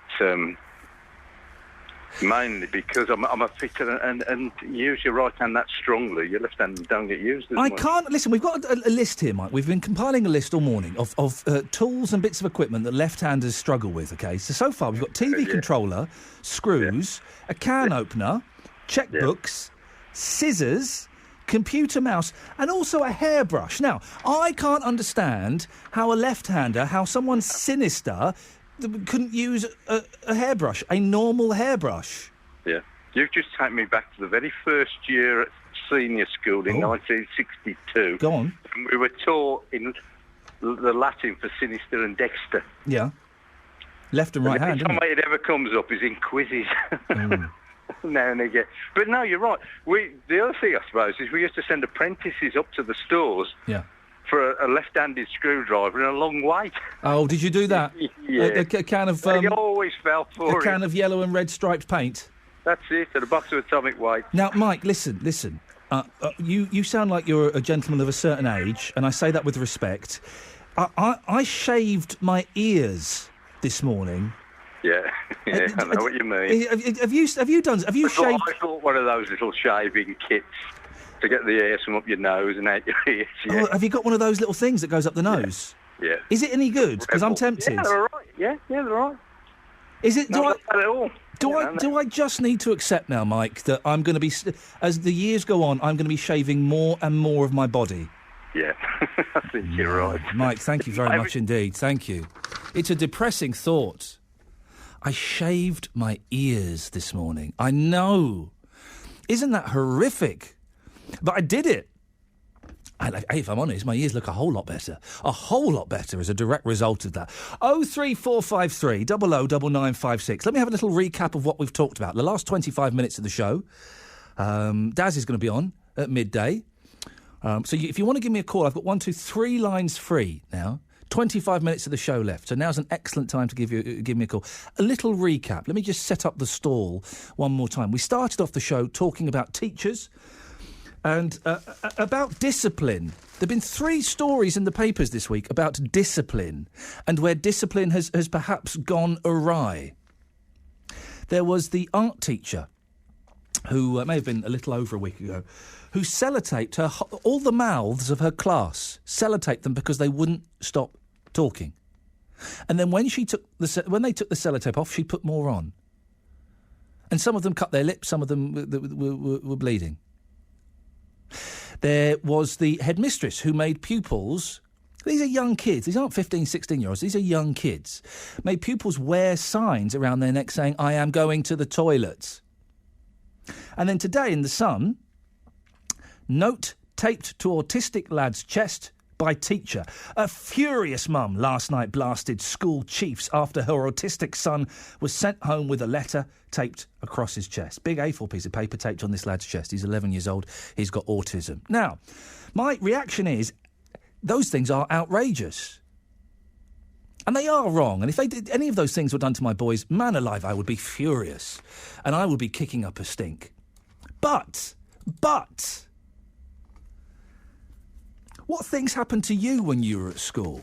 What discipline did you have to face when you were at school? I bet there were some things that were worse than that. We've had the cane, we've had the slipper, we've had the chalk rubber, the board rubber chucked at your head, bits of chalk flicked at your head. Oh, man alive, one of my teachers was so accurate when he flicked the chalk. So accurate. Ears pinged. Oh, I remember having my ear flicked by a teacher. You vicious little... 03453 009956. We've also talked about dinging cars, the ding and run. Have you ever bumped into a car and then driven off? Ever come back to your car and found it's been smacked? My wife did. She found a note on her car, big dent, and a note saying, "Terribly sorry, I smashed into your car. I'm leaving this note because someone is watching me. Bye-bye." Excuse me. That was it. No phone number, no insurance, nothing like that at all. That was it. 03453 009956. We've also talked about swearing as well. Swearing when it's done properly. When it's done properly is funny, it is clever, it gives emphasis to a sentence. Now, properly and appropriately. It would not be appropriate at 20 to 12 on a Saturday afternoon on BBC WM 95.6 to start throwing out a load of swears. That would be inappropriate, and it wouldn't. We've got kids listening, we've got young ears listening. You have to be age appropriate, I think. But sometimes, and if David Cameron in Prime Minister's Question Time just dropped I'm really peed off with what's going on. Ed Miliband came back. You're a flipping liar, Prime Minister. Mr. Prime Minister, I'd like to let everyone know that you are a... Wouldn't you respect them a bit? You'd respect them a bit more. 03453 009956. Matt, stay there. We'll come to you in a second. I just want to speak to Julie first. It's been revealed that the British government has sent letters to almost 200, this has been a big story, hasn't it, has sent letters to almost 200 former IRA militants telling them that they won't be prosecuted for their alleged crimes. This was a decision taken under Blair to keep the peace process going smoothly. Well, today, relatives of those killed in the 1974 Birmingham pub bombings are protesting against this outside Downing Street today. It's a big story. It's been all over the press, all over the papers. People will be protesting outside Downing Street over these so-called amnesty letters which the government sent to the IRA suspects. Well, Julie Hamilton's sister, Maxine, was killed in the attack when she was just 18 years old and joins me on the line now. Morning, Julie. Hello, how are you? I'm fine, Julie. I hear you've had a little bit of a disaster at home. Is everything all right? Oh, yes, yes. The roof's collapsed. Yeah, my roof has collapsed, but nothing has kept me from coming to Downing Good. Street. Well done, and thank you so much for sharing your time with us this morning. When did you find out that these letters had been sent? Was it the same time as the rest of the country? Yes, exactly the same time. Well, I can assure you, if we had known earlier, we would have been telling the world, because that's one secret we wouldn't have kept. And what was your reaction to it, Julie? Well, we felt like we'd been stabbed in the back, and we felt like the crime had been committed all over again, but this time by our own, our politicians, the likes of Iain and Blair and their ilk, as far as we're concerned, are a total disgrace to not only our political system, but also to the UK's judicial system. I mean, what is the point in us having legislation and a judiciary if those who set them don't abide by them themselves? These letters basically are sent out to 200-odd IRA suspects saying, don't worry, we don't want you anymore, you're free to go. It must be so painful, and it's interesting you said it, you feel like, you've been attacked again. It must be so painful for you and the other relatives of people who have lost people. Well, of course it is. It's an absolute insult to each and every one of us, and what, not just to us. What about the survivors of terrorist attacks? People who live with their injuries day in, day out, who have lost limbs, are in agony day in, day out, and then our own government stabs us in the back to tell us that they've been sending letters out secretly, by the way, to known terrorists who, for the price of what they call peace, which actually isn't the panacea that they had hoped that it would be. And to allow these people, these known murderers, to walk free. How is it possible for a country to claim to be democratic to set legislation and law in place for then our own politicians to bastardise them at their whim, to pander to the few as opposed to support the many who, by the way, are the people that they are meant to represent and who pay their salaries? What are you hoping today's protest will achieve, Julie? To raise the profile of not only our plight for justice for 21 innocent people who were murdered en masse, unarmed civilians going out their daily lives, and also for the 182 who were left with life-changing injuries. But away and above and beyond that, we're doing it for everybody else who've been injured through terrorist attacks, and also for future generations. What you've got to remember is this, is if we don't fight now, who is to say that this won't happen in the future? And more to the point, you've got to this, as wild and as crazy this may sound, what is the point in us having laws if nobody's going to bother to abide by them, or the politicians who set them? How many people are you expecting today? There could be anything from 20 to 50. We're not sure. Yeah. We have 12 of us on a minibus at the moment, and there are people waiting for us to arrive as we speak. We're not too far away now. I think we're only about a mile and a half away. Do you think that justice will ever be done? Absolutely. You can't go. You wouldn't go into a fight like this unless you thought it would. And it's imperative that we fight and we fight and we fight, and we need the support and the backup of all Brummies, all of the UK, to get behind us to help us fight. there is nothing more important than for us to stand up for what is right, and that is for our own government to fight for the rights of its own citizens, as opposed to the current alleged treachery that the likes of Blair and Hayne have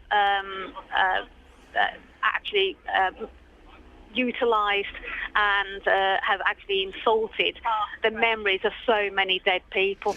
Julie, I'm going to ask a question that might make you angry. It's not necessarily what I think, but I know that some people have put forward this argument. So I hope it doesn't make you upset, but there will be some people, and I have heard some people say, that for the greater cause of peace, that these letters had to be sent out to ensure there was some kind of peace. What would you say to that? Well, that doesn't make me angry. I just think that it's rather small-minded of politicians to think that putting black and white on paper it is going to bring about peace. You cannot have peace or bring about any kind of peace without clearing up the past. You cannot move forward without clearing up the past. You need to answer all of the questions and the unanswered and unsolved murders without being able to then enable you to move forward. It's impossible to move forward without clearing up the past, and there are too many unanswered questions, and there are too many people still at their liberty who should be doing time, and a lot of time. Julie, I hope today goes well, and I wish you luck. Thanks very much. Thank you very much. Thank you for your time. Thank you. It's Julie Hamilton.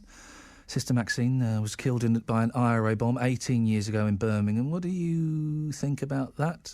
03453 009956. This is Iain Lee on BBC WM 95.6. Let's get the travel news now. Here's Kate Nichols. Thank you. Well, some good news in Wensfield. We've had Watery Lane closed all morning because of an accident. It's been closed both ways between Leachall's Lane and Noose Lane, but it has now reopened, which is good news. So all fully open and the accident has been cleared. In Bawdsley, there's still those temporary lights on Stratford Road, the A41 near Henley Street.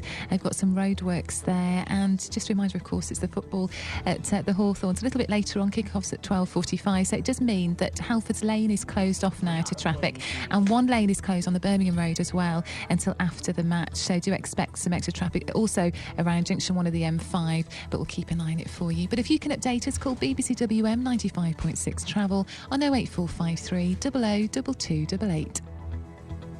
Thank you very much.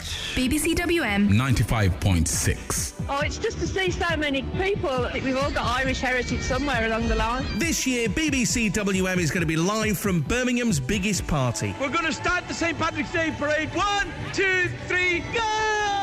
Bringing the atmosphere, personalities and stories to you. It's been fantastic. Birmingham Parade is the best parade because the atmosphere is so much better. Join me, Pete Morgan and Bob Brolly, live from Digbeth as the city turns green. Purely and simply, this parade gets better and better. Birmingham's St. Patrick's Day Parade, next Sunday from 12. The voice of Birmingham and the Black Country. BBC WM 95.6. Iain Lee On BBC WM 95.6. The voice of Birmingham and the Black Country. Daz Hale will be on at midday, so don't worry, a professional broadcaster will be taking over from this nonsense in about 14 minutes' time. If you want to give me a call, we've got two lines free. Now is an excellent time. 03453 009956. Matt's in Solihull. Morning, Matt.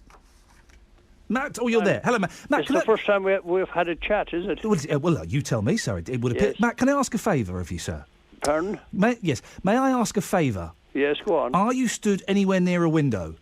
I am, surely. Have a little look out and let me know what the weather looks like. Yes, well, if I could tell you that I can't look out too well because the scaffold outside my window. What, there's scaffold outside your window? The scaffold outside the window. Who put the scaffold there? The weather is lovely here, anyway. Because this morning when I came... Yesterday, I was strolling through the streets of Birmingham yesterday. It was a joy. It felt wonderful to be alive. The weather... I'm exaggerating a bit. The weather was gorgeous. It was warm. It was sunshine. People were lovely. This morning, Matt, when I woke and I got out into my car, it was flipping freezing. It was dark, it was windy, it was grey. But you're telling me that if you could see... It was at 6 o'clock, but now it's lovely. If you can see through the scaffold, it's nice. I was up at 6 o'clock feeding the birds. Oh. But anyway... Yes. I went to school in Ireland, and the teacher there was actually... He was the worst I ever met. He should be in jail, you know. Oh. You couldn't... He had a drink problem and he had a wife problem, I think. Well, he'd have a bottle of whiskey or something, and if you looked the wrong way, he'd attack you.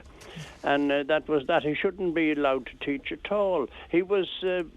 the worst, ever seen, but he was one of the things probably I was glad to get away, so I'm 70 years in this country. I'm hoping, Matt, and I had teachers who were vicious, they were thugs, they were bullies, they took sadistic pleasure out of making children's lives miserable. I'm hoping, Matt, that we've got rid of that now, that kids don't have to endure... That's the bullying teachers. Let me speak, please, now about Miss Hamilton that was on there. You are so I'm nicely. very sorry, because I'm an authority on it. I'm a British soldier, an ex-British soldier. Oh, yes. I was stationed in Northern Ireland, so I know a lot about the atrocities that went on both sides. OK, then what do you think about these letters? I am very sorry about Miss Hamilton's sister getting killed and anybody else that lost somebody there. But it's doubtful whether there'll be anything solved through the whole thing. Why? Well... It's a good while ago. I mean, they could have probably cracked it a lot earlier, you say. But it's a long time ago. Well, they're not going to crack it now these letters have been sent out, are they? No, they're not. That seems to me, and I guess in the great scheme of things, peace is ultimately what we're after. But to basically pardon 200 suspected IRA terrorists... That doesn't sound like the smartest of decisions, does it? And the fact it was kept secret as well would imply that the government were aware this wouldn't go down too well with the public. It was, but still there's not real peace there yet, is there? They're still bickering at one another. I don't know. Over religion, I mean, religion to me is your person, not what somebody tells you or nothing. You know well whether you're doing wrong or right. You know well... You don't have to have people shouting or down your throat about religion and about God above. If there is a God above, I mean, I don't know. Opinion. So there is that. But I'm very sorry for people that lost anyone in the Troubles. And you may realistically, Matt, you may be right. There may never be justice for Maxine. Julie may continue her search for the rest of her life, but I guess she has to believe there will be justice. That's right. Otherwise, how do you carry on in that situation? She wants a closure. Mm. I mean, I've seen people die, and I don't want to go on about things like that, but I did see people die. And you like a closure on these things, Matt, what have you got planned for the rest of the day? Are you going to go out in the sunshine? Yes, thank you very much for having me on. There we go, that's the end of that phone conversation. I like that. I like that when the person on the line decides they've had enough and so they finish it. Well done you, Matt. Excellent stuff. Hope you have a nice day, mate. And tell them to get that scaffold down as quickly as possible. Joanna's on the line. Morning, Joanna. Good morning. Joanna, what would you like to say? First of all, let's talk about the teachers. Yeah, go on. When I was at school back in late 70s, early 80s, we used to have them throw board rubbers at our heads to get our attention, which would ricochet off the lads' heads behind us. We've had us pulled by our ears across the table, girls and boys, to the front of the class. We've had us various slaps and knocks onto the floor, and it's just madness, absolutely madness. And I thought all that was left behind back in the 70s and 80s. That was the old style. But unfortunately, we're still getting crazy things happening less than 15 years ago in school, which was with my youngest daughter. Absolutely crazy. She was 5, 6 years old, made to march through a school with another lad in just pants because she forgot a PE kit. In front of builders working in the hall, and they were made to do PE in just their pants and told to strip by a female teacher. So it's still goes on. But that was, I mean, we used to do PE in our pants and vests. We did, but nowadays you begin to think, especially when my daughter was crying and obviously in distress, she was holding her hands over her chest because she didn't want to, and she was shouted to strip.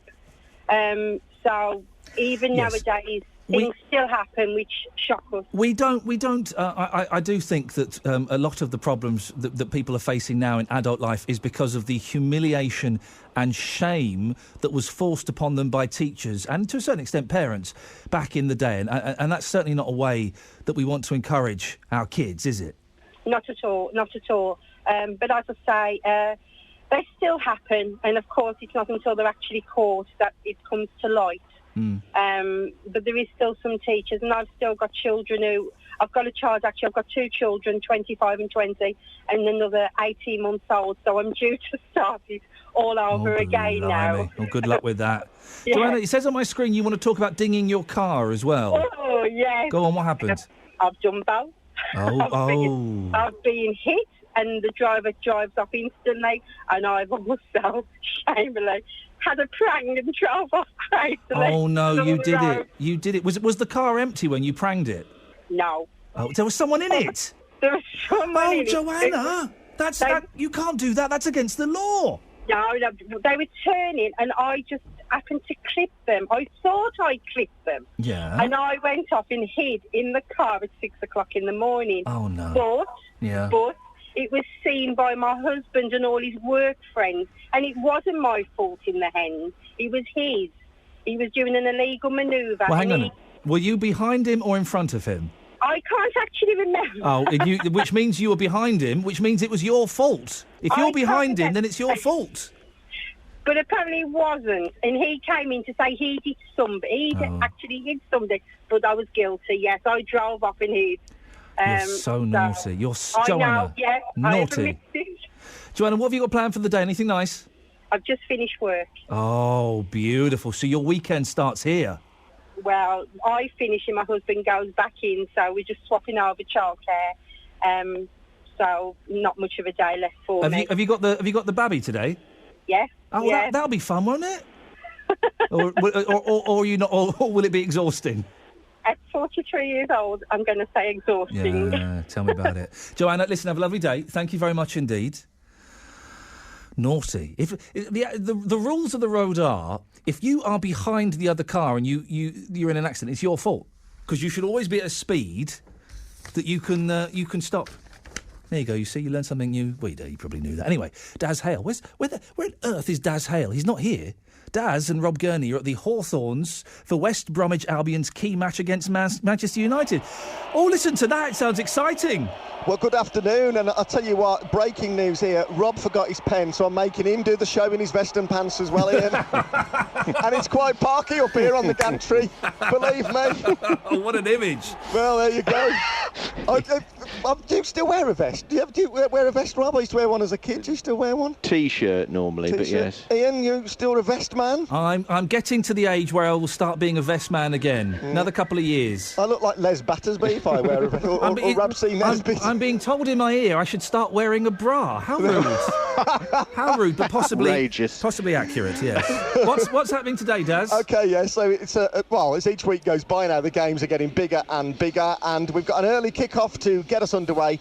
Albion, who the season from hell so far, haven't played for the last fortnight, and there's been all sorts going off the field. Manchester United, the visitors, so we've got exclusive FM commentary of that game. We're on air from just after midday.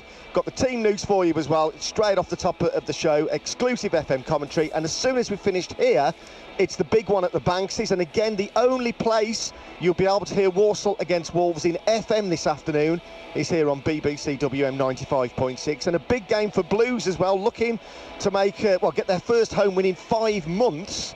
QPR, the visitors, so Flash Harry Redknapp in town, and of course they've had a bit of a tough time off the field, Blues, again this week with everything that's gone on with Carson Young. That game will be live on DAB in the Birmingham area, and then in the final hour of the show between 5 and 6, dressing room reaction, and of course your reaction to the action as well with Frank C.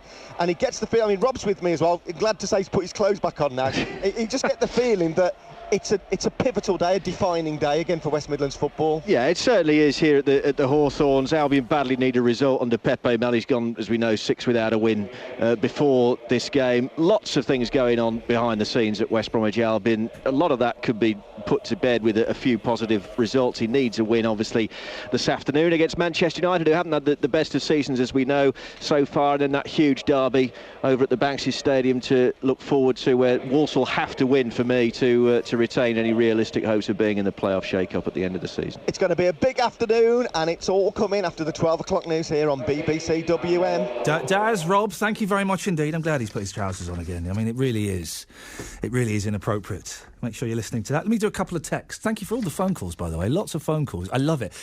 A, because it makes my job easier, and B, I get to hear all of your stories. So thank you for that. Let me quickly go through some of these texts. Ed in Walsall says, there is enough slang on WM without adding bad language. The BBC once had standards. Well, yes, those standards disappeared. When did I join? About 3 months ago? I think that's when they got rid of the standards. They lowered the standards. Mo is a star, great entertainment. Give her a weekly topical slot. She is class. Mo, she's good, isn't she? Mo's one of our callers. I like Mo. She's bonkers, but bonkers in a good way. Left-handers have extreme difficulty with sporting shotguns. Had to have mine especially fitted at great expense, says Nick.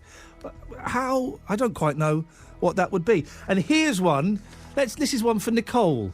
Yes, I know, yes, you can look surprised. Our Nicole Pullman is the best newsreader ever, says Martin. Well, there you go. Isn't that nice? That's it. That's your lot. I'll be back next... Oh, no, I'm not back next Saturday. I've got a week off. I'll be back in 2 weeks. Until then, ta-ta.